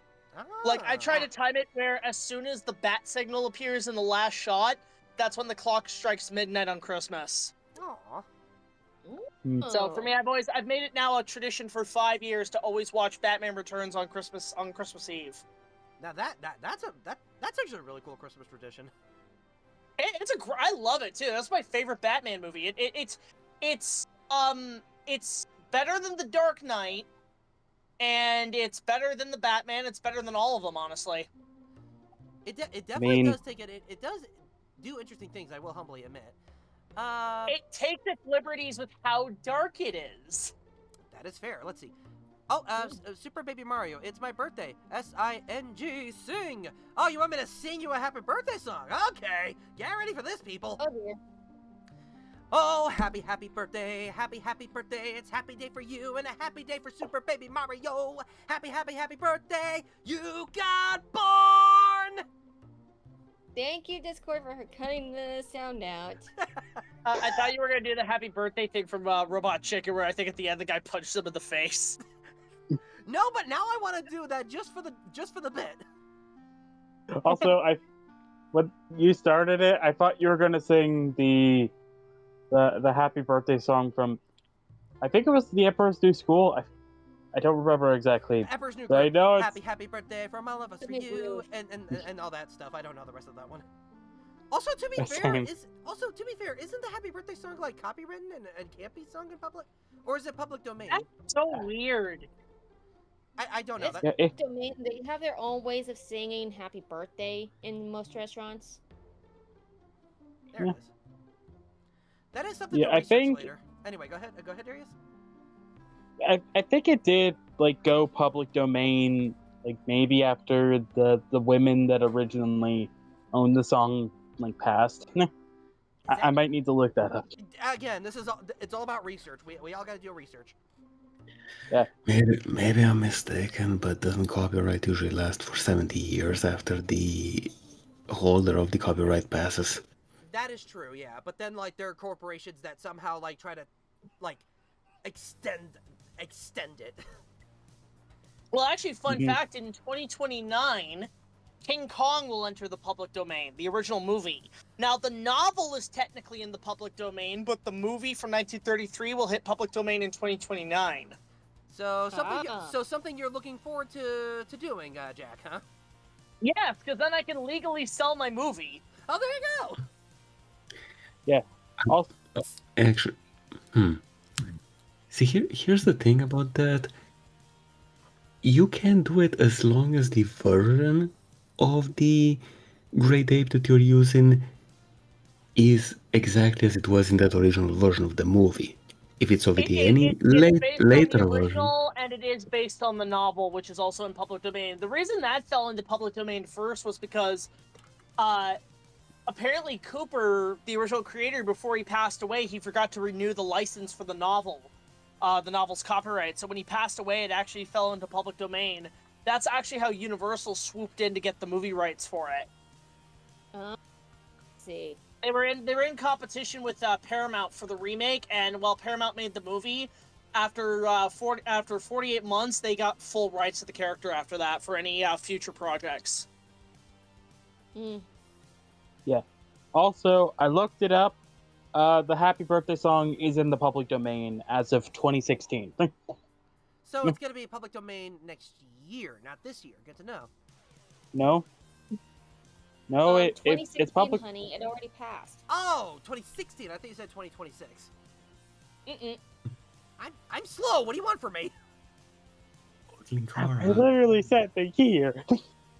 To quote Linkara, what time is it? I know, right? It's Miller time. No, not Miller time. That's Oh yeah, honey, come here. Yes. Why? That's for forgetting the year. It's not about forgetting the year. My Wait. hearing sucks. Me. You. Me. Me.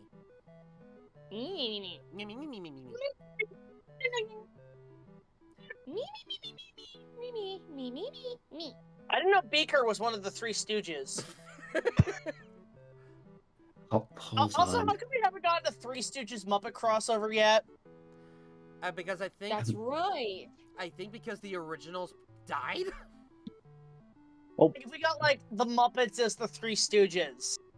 Oh, okay, I get what you're talking about. Maybe because Also, I That'd be think hilarious. I think I know why. Because like when you're trying to do physical comedy with a puppet, they probably like subvert your expectations. You're like poking the eyes of a puppet, and they're like, Fozzie, what are you doing? You know, I'm doing the Three Stooges. Waka waka, boink.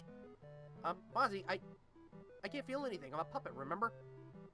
He poked out Kermit's ping pong eyes. Yes, exactly. Oh. Is he a blind? I gotta go cosplay Daredevil.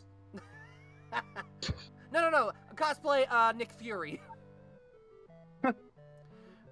This marriage No, is just saved. goes obscures and cosplays Garrett from Quest for Camelot. Oh. Wasn't that the movie, was it Warner Brothers that made it that Yes. they wanted to rip off some Disney characters into that movie? Yeah, actually, if you want a really good recent retrospective, you should watch Razorblade's review of it, because there's stuff about it even I didn't know, that apparently it was such a flop and such a mess of a production, it kind of killed Warner Brothers' animation division, which is why The Iron Giant didn't do well. That sucks. Yeah, it was because it was one of those animated movies that was meant to be one thing, but then the studio was like, no, make it Disney.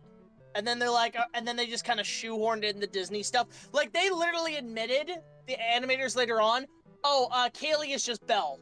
We literally just took the same design. That's stupid. But yeah, Black, you were gonna say It's something. not even a coincidence. They literally just, like, ripped it off. That sucks. I kind of figured after watching it the first time. Anyway, like, before anything, Black, you were gonna say something? I forgot. No, okay, I'm sorry. But yeah, that does suck. But I will say, like, Iron Giant was, like, really amazing. Mm-hmm. That's still one of the better Superman movies. It honestly is, yeah. Actually, it's funny because I remember watching it, and I always remember that part where he like goes up into space and he like stops the nuke and he says Superman. I think what makes it work is the music, but at times you could totally put in that sound. You could tell the soundtrack they were basing it off the track "The Planet Krypton" by John Williams. There's a little bit of that in there. Also, I didn't know that was Michael Kamen who did the score for that. For those who don't know, Jack is a real film buff of knowing all this stuff. So, if you're all interested in checking out, go ahead. Huge movie nerd. Like, I can literally tell you that Michael Kamen created the definitive theme for Robin Hood. If you've seen Prince of Thieves, that is the definitive Robin Hood theme. But yeah, like, if y'all are interested in, like, about that kind of retrospective and stuff like that, go check out Big Jack Films and stuff like that. Look up for his comment and find his channel. If, you'll find some interesting stuff on his channel. Ah, shucks, stop. But keep going, right? Yeah, I was at G-Fest actually. I had a lot of fans come up to me and they were like talking to me. They were telling me how important I was, and I'm literally like Braveheart. I'm like William Wallace, going, "Stand up, man! I'm not the Pope." I have not watched Braveheart. Well, no, I've actually never seen Braveheart you know, I'll before. say this. Okay, is it historically inaccurate? Absolutely. It is like, it's like a fantasy at this point. But is it a good movie? Is it like a feel-good, patriotic, F-yeah movie? Yes. It's insane. It's insanely entertaining. It is one of the, I will say, if you're not a fan of like hardcore violence, this is one of the most violent movies I've ever seen in my life. And you know Mel Gibson, he likes to make those type of movies. So, yep. But this is still to me his magnum opus. This is still the best thing he ever made. The movie's actually 30 years old this year, so you know 30th anniversary might be time to break the ice and say, all right, I'll watch Braveheart. It's worth the 3 hours. Peter Jackson just said recently that had Braveheart not been made, he wouldn't have made Lord of the Rings. Because the battle scenes were so monumentous and such an influence in how that got all the battle sequences that Jackson saw that and he says, "Oh, I can make Lord of the Rings now." Sometimes it's always like that when you think about it. Because recently I just watched an AVGN video of like James just talking about like sci-fi of like the origins of the original sci-fi and stuff like that. Like really good 25-minute video and like talking about like how it defined a genre and like and where it went for future filmmakers and stuff like that too. So if any of y'all have a chance and you want to just like want to waste 25 minutes and do that, then there you go. There's a quick recommendation for you. I honestly like I honestly like it. Well, that's it. That's me with a lot of movies. Like I always like movies about like when I was growing up, like being a passionate, like wanting to make movies. I always did research and watching films about making movies, and like, you know, I used to watch like the show Home Movies actually as a kid, the animated series, which is one of my favorite shows of all time. But actually, it's funny, just recently there was a Patreon sponsor. He wanted me to watch this movie that I remember my sister watched a lot, but I'd never seen it, and I finally watched it. It was free on YouTube, and I'm like, why haven't I seen this movie before? 1997's Wild America. Wild America. Which is it's with Jonathan. It was one of the last movies that Jonathan Taylor Thomas did while he was like still pretty high in like actors at the time. Oh yeah, okay. If I remember correctly, like this was the film where like him and two friends or brothers just like go around. The brothers, yeah. And just like go around like the Wild America and stuff like that. I remember like the trailer just having like "Born to Be Wild." Yeah. And so, fun fact: it's based on a true story about a group of brothers who had a passion for making movies, and they went out into the wild and they literally went out and got all this amazing footage, and then they sold it to NBC, and it became a TV special called The Predators, narrated by Robert Redford. Oh, dang. Oh. And so the movie is a period piece that takes place in the 1960s. That's why they have Born to Be Wild, because they have like a lot of what's that band, Steppenwolf. A lot of their music is played in this movie. So honestly, Wild America was surprisingly entertaining. I will say one thing though, the effects suck. I mean, it was there's some dodgy green screen, and there's also at times when they couldn't use the actual animals, they had really bad puppets.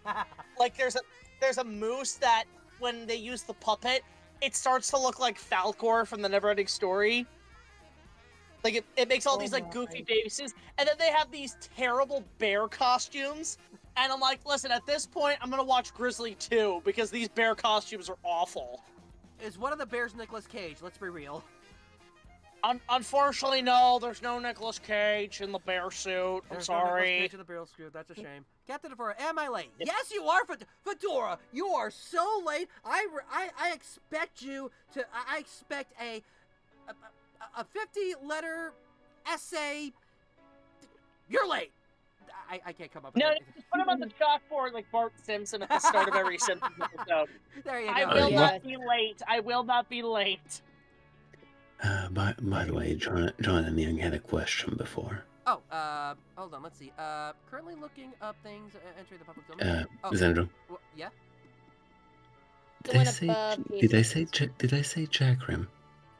No, you didn't. What was it? I said Jonathan Young. Oh, Jonathan Young. Okay.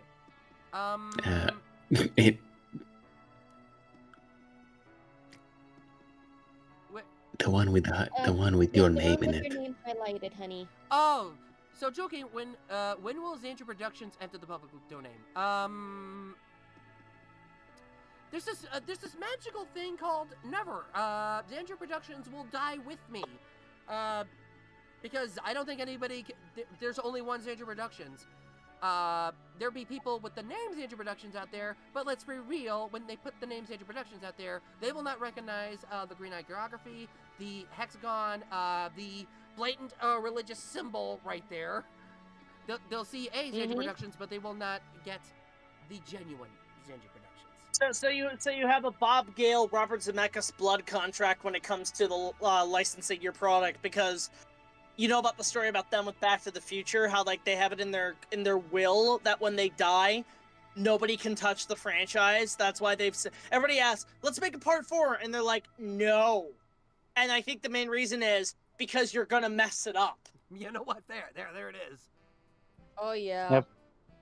Okay, but Like you know, Universal is just salivating. They're looking at them like, we need Back to the Future. We're running out of franchises to ruin. hey, but Like the whole Hollywood subculture is just like, Back to the Future, give it to me. Anyway, Black, you were saying? I do see one small loophole that could potentially be exploited in that, Xandrew. That being?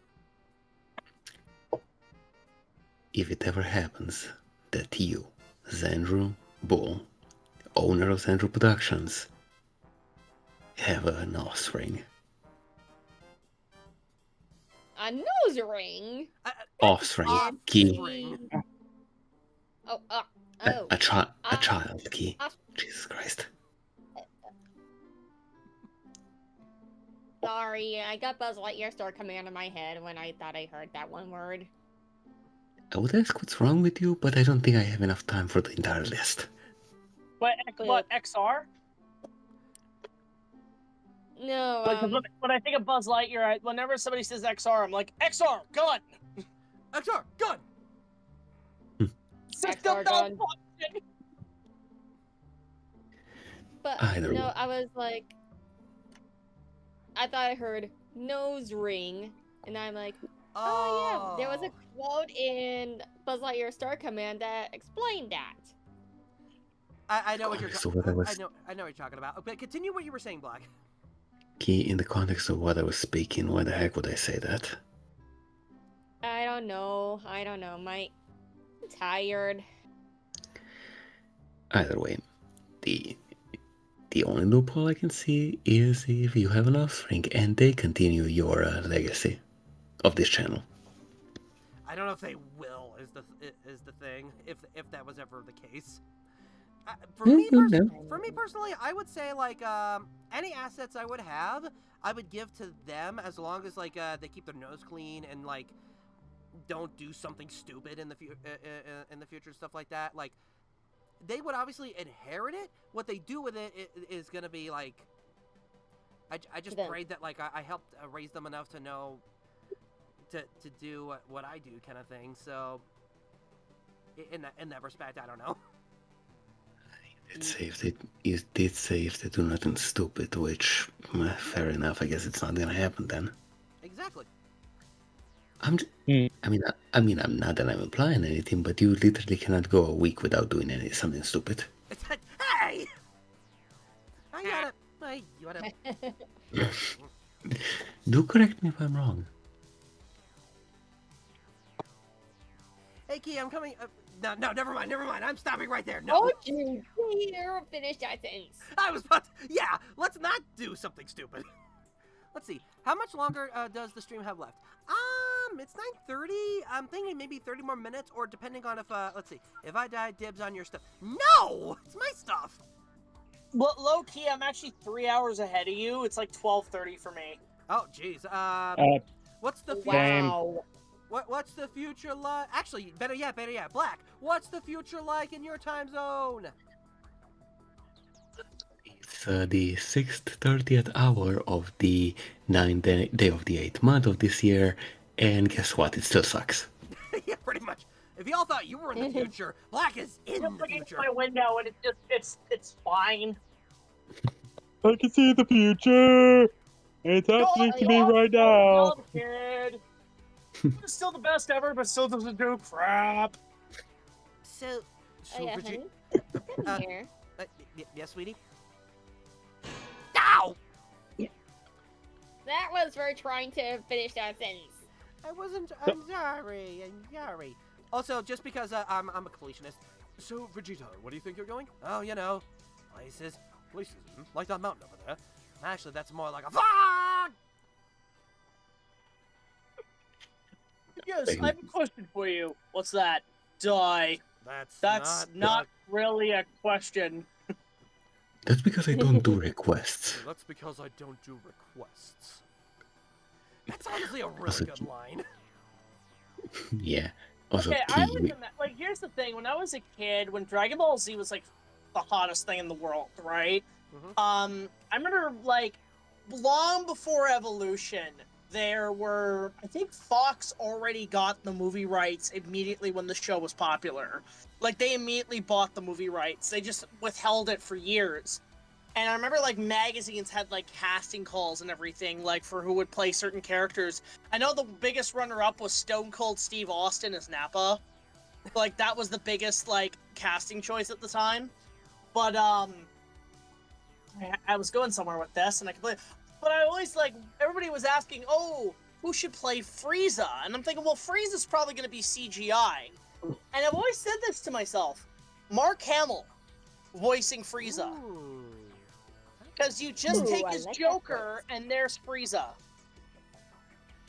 There you go. But yeah, Black, you were gonna. He just grabs Vegeta. He's just like, it just makes you want to laugh, doesn't it, Vegeta? That is terrible. That's a terrifying concept. But Black, you were gonna say. Yeah, so I just think Mark Hamill would be like perfect for that. Yeah. Big Jack. Xandrew was talking to Black. Yeah. I'm sorry. I'm sorry to cut you off. It's just like I want to make sure everyone's heard and stuff like that. Yeah. But yeah, go ahead, Black. I was just gonna tell Key, maybe you should let him finish that sentence because, well, now we have an audio and video recording of him saying, "I will come." No! No! Oopsie boopsie. You know I made He it. made a boo-boo. Black, how dare you? Well, let's see. I did not plan that to happen, honestly. Let's see, Captain Fedora. Sorry, I just missed you guys answering my question. If you did, like I said, I'm thinking either stopping at 10 my time or maybe early, depending on my mood and stuff like that. So there's that fair factor. But yeah, the franchises we grew up with, my God. I'm thinking of maybe down the line, talking about not talking about, but I'm still spitballing on the idea of top 10 favorite movies I've grown up with, top 10 TV shows I've grown up with, and just so on and so forth. But I don't know if that's something I'll do right now, but it's something I'll spitball and oh, I remember that. Then I just typed that down. Because I remember, when I was coming up with the top 10 favorite list of movies growing up as a kid, of live-action films, one of them, of course, being Ghostbusters. Spoilers, people. Ghostbusters is going to be number 1. And then I thought about, some Chris Farley films that I grew up with. And, of course, I could think of the... yes? It's not a spoiler if it's obvious. Yeah, pretty much. Yeah. And the 4 Chris Farley films I thought of, the 2, of course, being Tommy Boy and Black Sheep being my favorites. But then the other 2 I considered, there being Almost Heroes, also starring Matthew Perry too. So I didn't even know it was Matthew Perry at the time. And hi, Lumi. Hi. Hello, Shloomy.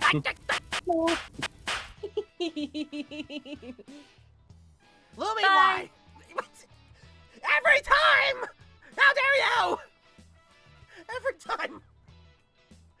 I actually have one idea. I've thought about doing this for a while. Is like not really a top 10, but just a discussion would be what are those obscure animated films that you grew up with that on a technical level should be considered bad, but they're childhood classics and you consider good? Ooh, that is a that's a Good tough question. one. Yeah. I mean, top two prime examples for me are Felix the Cat the movie and The Magic Voyage. Yeah, The Magic Voyage. Oh my god. Hold on I a minute. know it's Hi, historically Tox. inaccurate, but I love that movie so much. I don't care if it's bad. I know. Hi. But also, hi, Tox. Hi, how you doing? I'm doing pretty good so far. Lumi came in and attacked. You're not just gonna Don't worry, I'm not gonna slap you. Okay. Jeez. Oh. I should have saw this coming! Was that the bite of 87? It felt like Yes, it was. 87 bites, yes. Okay, bye. Then of course! Bye-bye. Of course! Yeah. Me- Also- the next one is Shoujo. Please don't jinx it, honey, please.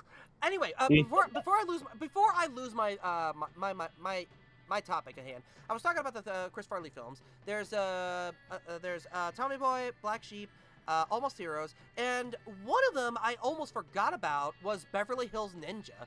Like, I do want to look back at that film and like figure it out because I do remember that was one of my favorite films growing up as a kid.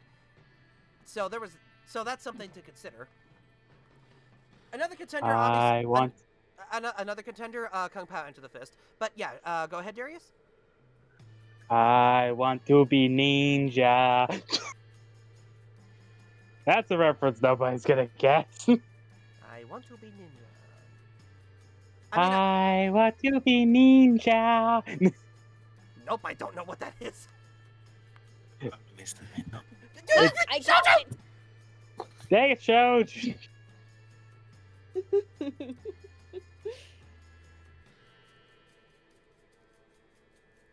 Easy comes me. Hi, Shoujo. Shoj. Hi, Shoujo. Xandrew's all like Captain Hook. He's like, Easy comes me. Pretty much. But but still, but in all seriousness, It'd be Hi, funny Shoujo. if there was a there was a slap so hard. Like Xandrew starts skipping stones like Hulk. It's like But in all seriousness, hi Shoujo, how you doing?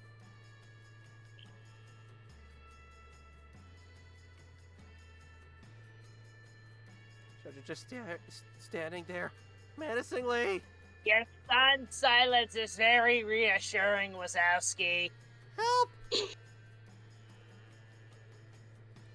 I'm like Tim. Oh, Curry. dear. I'm like Tim Curry. Jim Carrey, The Mask. What are they gonna do to me, Sarge? What are they gonna do? I'm not gonna do anything. Okay. Well, if it was Tim, it'd be like, what are they gonna do to me, Sarge? What are they gonna do to me? Hey, I just noticed that there was someone new in here, and I just wanted to say hi. Okay. Oh.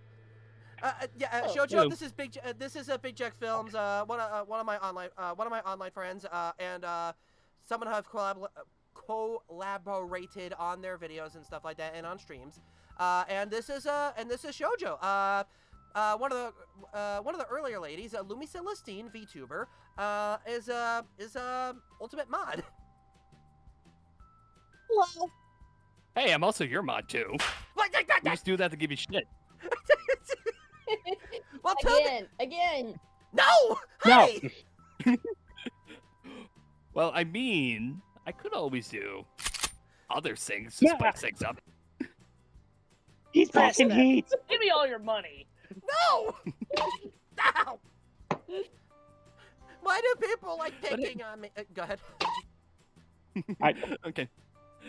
But I mean, I just wanted to say hi, and just as an introduction, hey, do you want to hear the song of my people? Sure. Okay. I will now perform to you the song of my people. Okay. He's bouncing off my booty cheeks. Dang, your country rocks.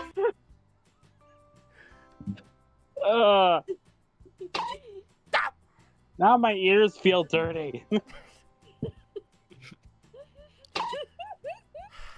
These are the people I choose to hang out with and have invited to my server. You Hey, at least I don't- your torture chamber is full of soundboards. Yes. Fart. Like that, for I think example. Mel Gibson's calling like, I want one of those. I've got a torture chamber, but it doesn't have a soundboard. I want one. Oh my Jack! It's a very good thing we have context for that. Oh my god. Oh, You just hear the poking sound effect immediately when he sounds freedom.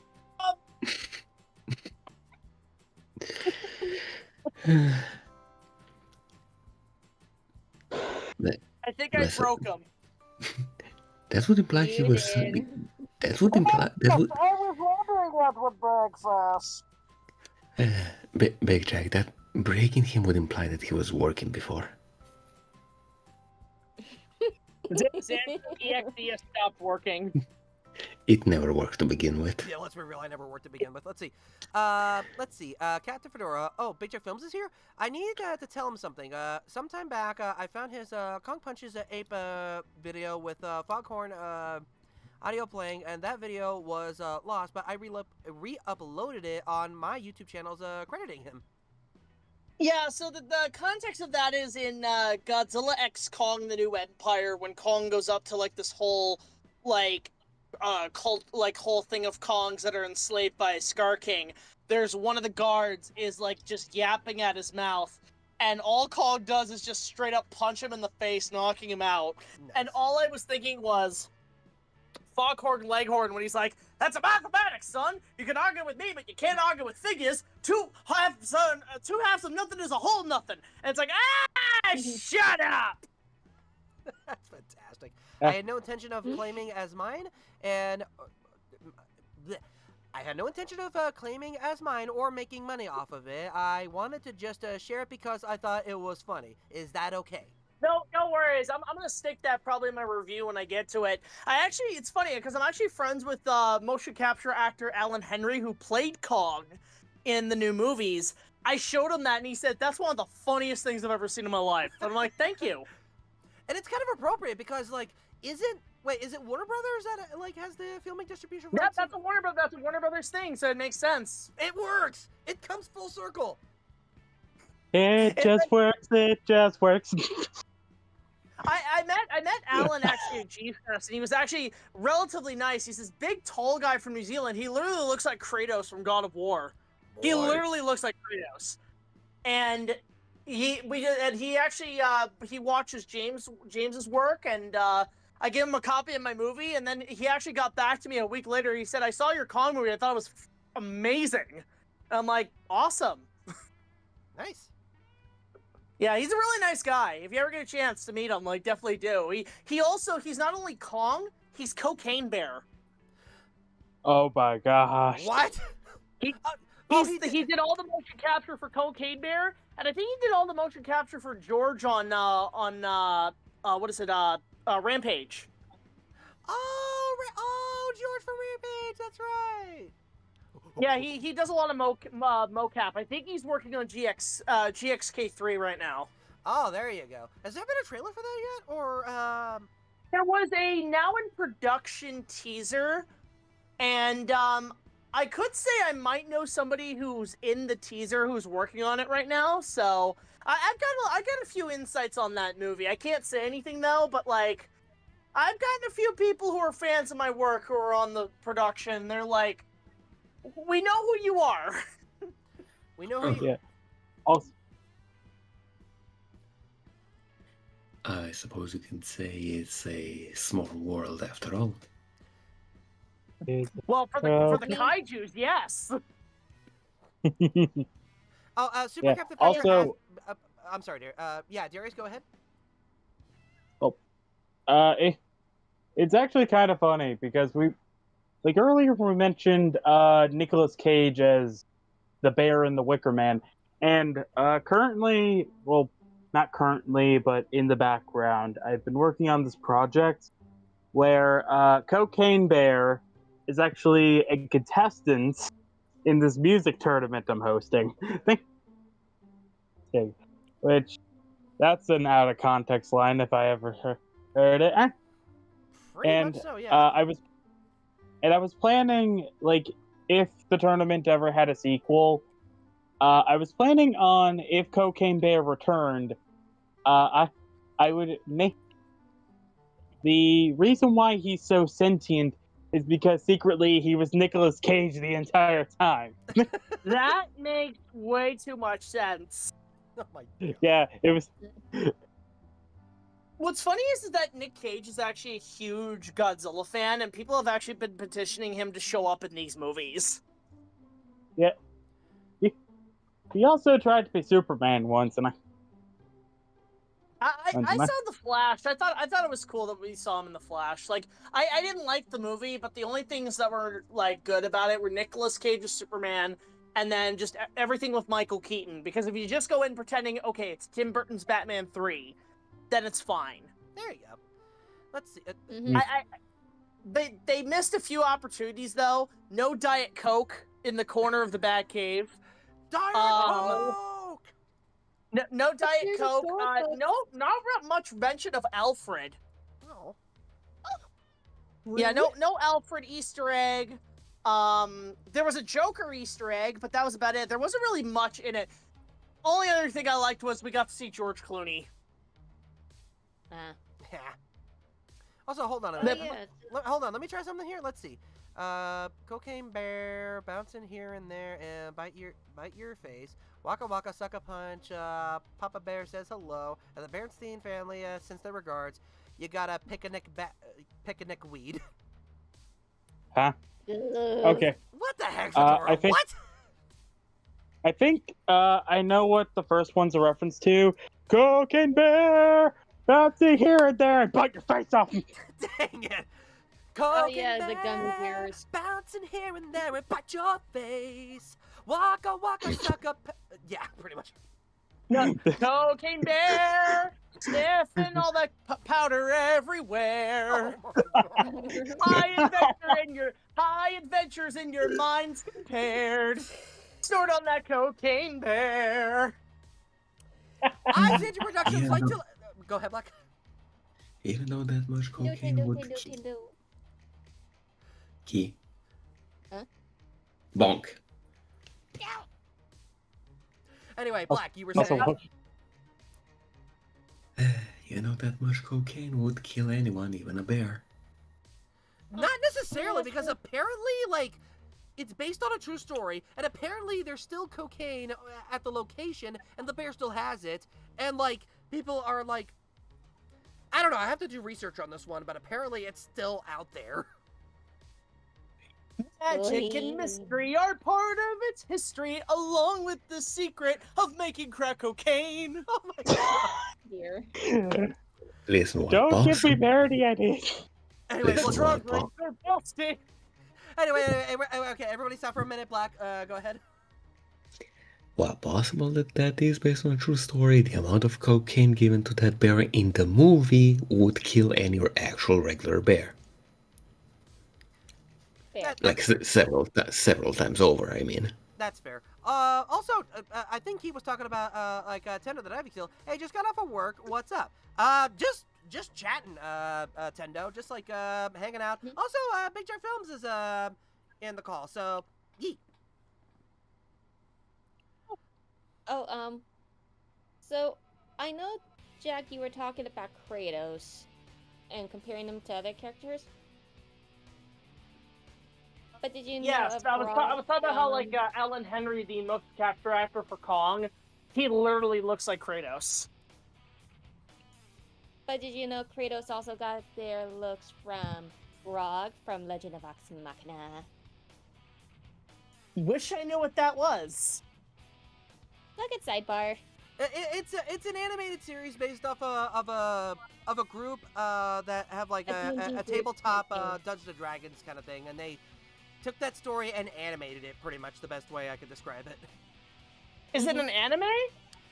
It's an animation in the stylization. I want to say like in the stylization of Avatar: The Last Airbender. Okay, so it's America May, as I call it. That's the one, yes. Okay, alright. I haven't caught up with much shows lately, except for King of the Hill, but the only anime I've been kind of re-binging is, because it is on Netflix, my only downside is it's the Funimation dub and not the Ocean dub, is Mobile Suit Gundam Seed. Ah, there you go. That one. Which I described as Star Trek meets Top Gun. Okay, before I actually say what I was about to say, question. The good parts of both or the bad parts of both? I do not know. The Starburg side? Fair. I'll take it. So Also, basically but Stargun. Also, I guess so. But yeah, go ahead, Black. okay, Key, you really gotta learn that that coincidence does not mean correlation. Just because Kratos and the boy here look the same, that doesn't mean that one of them was inspiration for the other. Right. One of these things is not like the other. Coincidence does not imply causation, and causation does not necessarily imply correlation. Yeah, it does happen like that. But hold on a minute. Let's see. The Super Captain Avenger, the bear puns from the Wicker Man movie, Captain Fedora, Big Check Films. Write that down, please. I'm trying to write the lyrics down for later. So if you ever get, you see, I've actually had a knack of doing like parody lyrics to stuff. I've thought about doing more of those. Like I had one for Pirates of the Caribbean. I had one for I wanted to do my show in the style of He-Man, like the intro to He-Man. Down to like literally kind of trying to mimic like the crappy animation. And then like that one part, the one joke I loved that I came up with was where He-Man's like, I became He-Man, the most powerful man in the universe. And he straight up like punches at the camera. But I want to have it where like he punches the cameraman like goes back and it's like, ow! Yeah. He just topples over like, ow, what the hell, man? He punched me in the face! It was in the script. Also, ever since I did that Runaway Guys Animaniacs parody, I've just been really into wanting to make parody songs. I mean, I've done a few. I did, if you're interested, I did a version of Gangster's Paradise, but it was with goblins because it was inspired by Ridley Scott's Legend, where Blix says that one line where he's like, "Malta worlds turn to ice, hippie goblin paradise." Oh my god! And it just went from there. Yeah, the two parody songs I definitely want to make is the Mario Kart parody of Reading Rainbow, which is going to be inspired by the Mario Kart streams, and the previously mentioned Cocaine Bear Gummy Bear parody. Oh my god! Also, hello, Fang. How you doing, buddy? Doing good. Decided to pop in, hang out a little bit. Yeah, we're getting close to the end. We are getting close to the end. But also, Fang, Big Jack Films. My friend Fang. Oh, so you're the elusive Big Jack I've been seeing so much in chat. Guilty. Also, Tend to the Diving Seal, doing parody songs for one's show. I wouldn't know anything about that. Wink. And also, in case you're wondering, no, just because I write good parody songs doesn't mean, Jack, you have to do a musical. No! Big Jack Films the musical. Well, Oh. the one, I actually was thinking about this the other day, that, like, if I got stuck in a musical universe, like, if I got stuck in the land of Oz, I would just be so annoyed. Like, when all the Munchkins are like, follow the yellow brick road, it's like, follow the, shut the stop! Oh, Jack, you dropped an F-bomb. Alright. Oh, my bad. Guess what? No, Yeah. where is the cone? I am banished to the Phantom Zone. No, you're not. You're not banished. You are put in the cone of shame. Okay. Yes. Do I have to wear a cone in my head? Do I have to wear a cone head?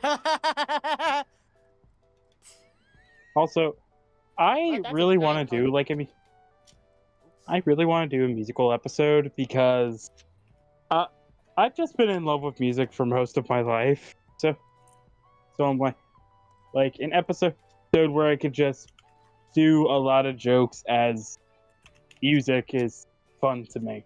And I originally wanted to do one based on the live-action Beauty and the Beast movie, but then I realized it would be a lot too similar to 𝐃𝐻𝐿 𝐃𝐓𝐑𝐄𝐎𝐍, I think that's how you pronounce his last name. In Trump Jerk with the Camera's review of Le Bits, I forgot the name of that too. So the one idea I had was to make it based on the live-action Aladdin, which I think. But yeah, Jack, right now you are muted for 3 minutes, and you have wear the cone of shame. Once 3 minutes are done, the cone is gone and stuff like that. But like as Tender the Diving Seal has said, Cone Gang, welcome to the Cone Gang. Yay. Also, real quick, just kind of wanted to say something on the topic of like musicals. Sure, go for it. Or I guess on the topic of just parody songs. Mm-hmm. I don't know why you guys are talking as if you're so surprised. I'm literally hanging out with at least let's see. Not sure you've done it any Xandrew, but well, generally speaking, I'm in a friend circle full of people who've either been a part of or done parody songs for their review shows. Well, like, I don't know why you guys are so surprised. You know what? That's fair. Let's see. On my end, I'm hoping to someday do a Christmas special that's a musical parodying songs from multiple of other Christmas musicals. Good luck on that. Like, I myself have not done musical parodies on my end, but I do know that I've helped Tendo with a musical parody for them. So that was fun. Hence why I retracted and just corrected myself, saying either been a part of or done. Right. I mean, because again, I wasn't sure. That is fair. Also, Key, go ahead. I mean, honey, you did do a parody song with Reviewer, Heat Miser and Snow Miser. That's not really a parody. That's a crossover cover. Yeah. Sorry, crossover cover. Technically, actually no. Reviewer was the first of a parody cover that I did join with. Where's the Fair Use with Beauty and the Beast's Beauty and the Beast's That Bell, if that's the song title. Oh, it's just Belle. Oh, Belle. Okay.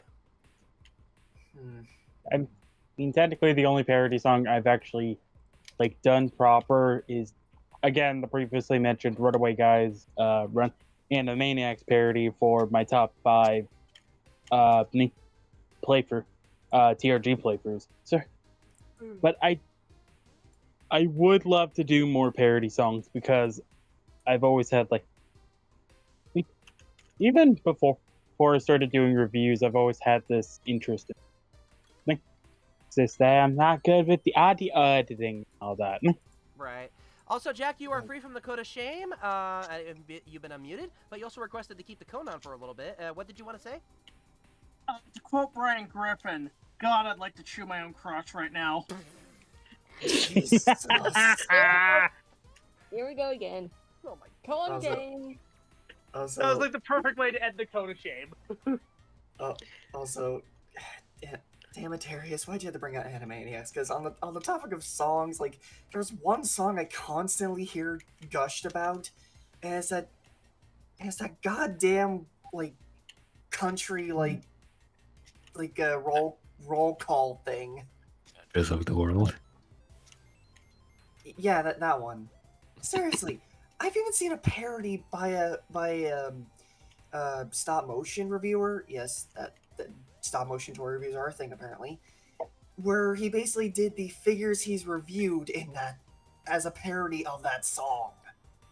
Ah, that's fair. You know what I'm actually surprised nobody's done as a reviewer character yet? Like, I always imagined like a some jerk with a camera persona, but instead of filming at like theme parks, he would film them at conventions. But what he would probably have to do is like, they'd probably have to like film all their segments in bulks at certain events because it's seasonal. But like, imagine doing like a whole review series, but it all takes place at a convention. The convention reviewer. He's the conventional reviewer. I'm some critic at a con. Critic at a con. That's actually a good one. Critic con. They just call him critic con. Or the con critic. The critical con. Convention. The conventional critic. Anyway, Black. See, well, it could, There you go. Anyway, Black, you were saying? well, it could potentially work like it was just said. The actually getting footage would be the problem because you would have to do it in bulk, and depending on how the seasons are going, and if we get another 2020 situation, there might be a chance where they don't get any footage for a way too long of a time. Yeah. I mean, sometimes you could probably fake it and like I know, for example, with me, sometimes if I film stuff at conventions, but like if I forget to film something, I can go back to like the convention center downtown and just film next to a wall there, add like ambience of a convention, and it works fine. I mean, that works. So, also, just one thing I kind of wasn't able to mention: the parody song I was talking about was also basically they also sang it as Megatron from Transformers. Oh my god. Yep. Which Megatron are we talking about? Are we talking Frank Welker or are we talking David K? If it's David K, then yes! Okay, firstly, I respect a fellow fan of David K, and secondly,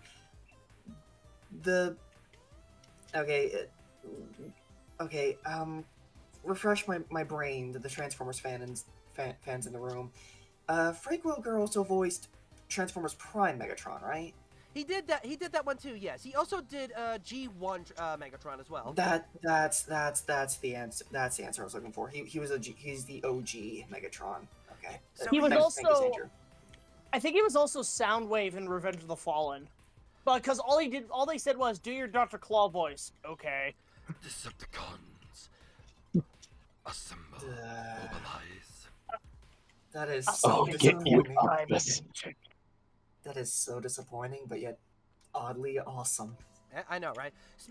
Now, with that all said and done, one more thing. Let me read off some comments before we end this. Let's see. That would be hard because conventions change things up too much, so you need to experience it, write a script, and film it all in the space of the con, sadly. What I would usually do is just like do a quick little skit or just try to advertise many booths as possible, because I like to think that I could do like free advertisement for people. But with that all said and done, I just want to say, people, just like thank you so much for like sticking by and stuff like that. For those who had to leave and stuff, that is also awesome and stuff like that. But yeah, like, what did you all think about like this just random stream or just chatting? I don't know. Like, did y'all enjoy it? Leave comments in the original stream afterwards and stuff like that. And like, let me know if this is something that should be a future stream thing or something like that. Just talking just because we can kind of thing. Yeah, it's fun. Yeah. Also, while I got a chance, I like to thank first the three amigos that came in and tortured me, that attacked me. Lumi Celestine, VTuber, Little Miss Toxic, friend of the channel and awesome artist, and Shoujo, one of the best mod, one of the best mods, Lumi's mod, should not be touched and is awesome. And down the line, I'll have each person introduce themselves if they have anything to shout out. Black97. Yeah, pleasure being here. You already know the gist. Check the blue sky. Maybe I'm gonna remember to post something. There you go. Darius Elam. Same. Check my blue sky. Check my Instagram. The 1 or 2 times I post on it, and check out my fanfic In the Hands of Another. And next week, hopefully, a certain doctor will be explaining something on my channel, and I'll leave it at that. Okie dokie. Fang. Not really much to shout out other than I spent too many hours building a base in Power World. Send help. My girlfriend, Keyblade Mistress. Hello. Just jump on over to my blue sky. I have a commission sheet that is open for everyone to look at. I am open for commissions. I got some 5 slots that are open. And yes, I have been posting some art lately to show like examples of what I could do. So head on over and take a good look. Maybe I can help you with a commission or 2. There you go. And lastly, and just and who's been who joined in the call, who also joined in the call, who's new to, at least on my channel, who's been a commenter on my channel and is now just jumped in as a co-host. Big Jack Films. Jack, go right ahead and advertise what you need to advertise. First of all, I don't have a blue sky. My blue sky got defunct when Disney bought it. Nah. That's a deep cut reference. But no, in all seriousness, I don't have blue sky. I just realized but what you went for. Yeah. In all seriousness, I have mostly here on YouTube. You can support my Patreon. I'm also on mostly posting a lot more on Instagram, actually. I'm on TikTok, but it's mostly Instagram now because like that's a lot of people are posting there now. I do movie reviews. I talk about King Kong. I talk about Jurassic Park. I talk about animes like Dragon Ball, Inuyasha, the whole kit and caboodle. I'm kind of known as the waifu king, if that's kind of your stick. But outside of that, just check out my stuff. I'm still working on my review for Revenge of the Sith. I think I'm down to the last 30 visual effect shots. Low-key, this thing's gonna be 3 hours long. Help me. Oh my god. You're getting your Return of the King of this trilogy, so I'll just leave it at that. But outside of that, yeah, just support me however you can, and go check out my reviews and my videos. There you go. All right, with that said and done, I just want to say thank you all so much for watching. May God continue to bless you. You all have a wonderful night, and yeet!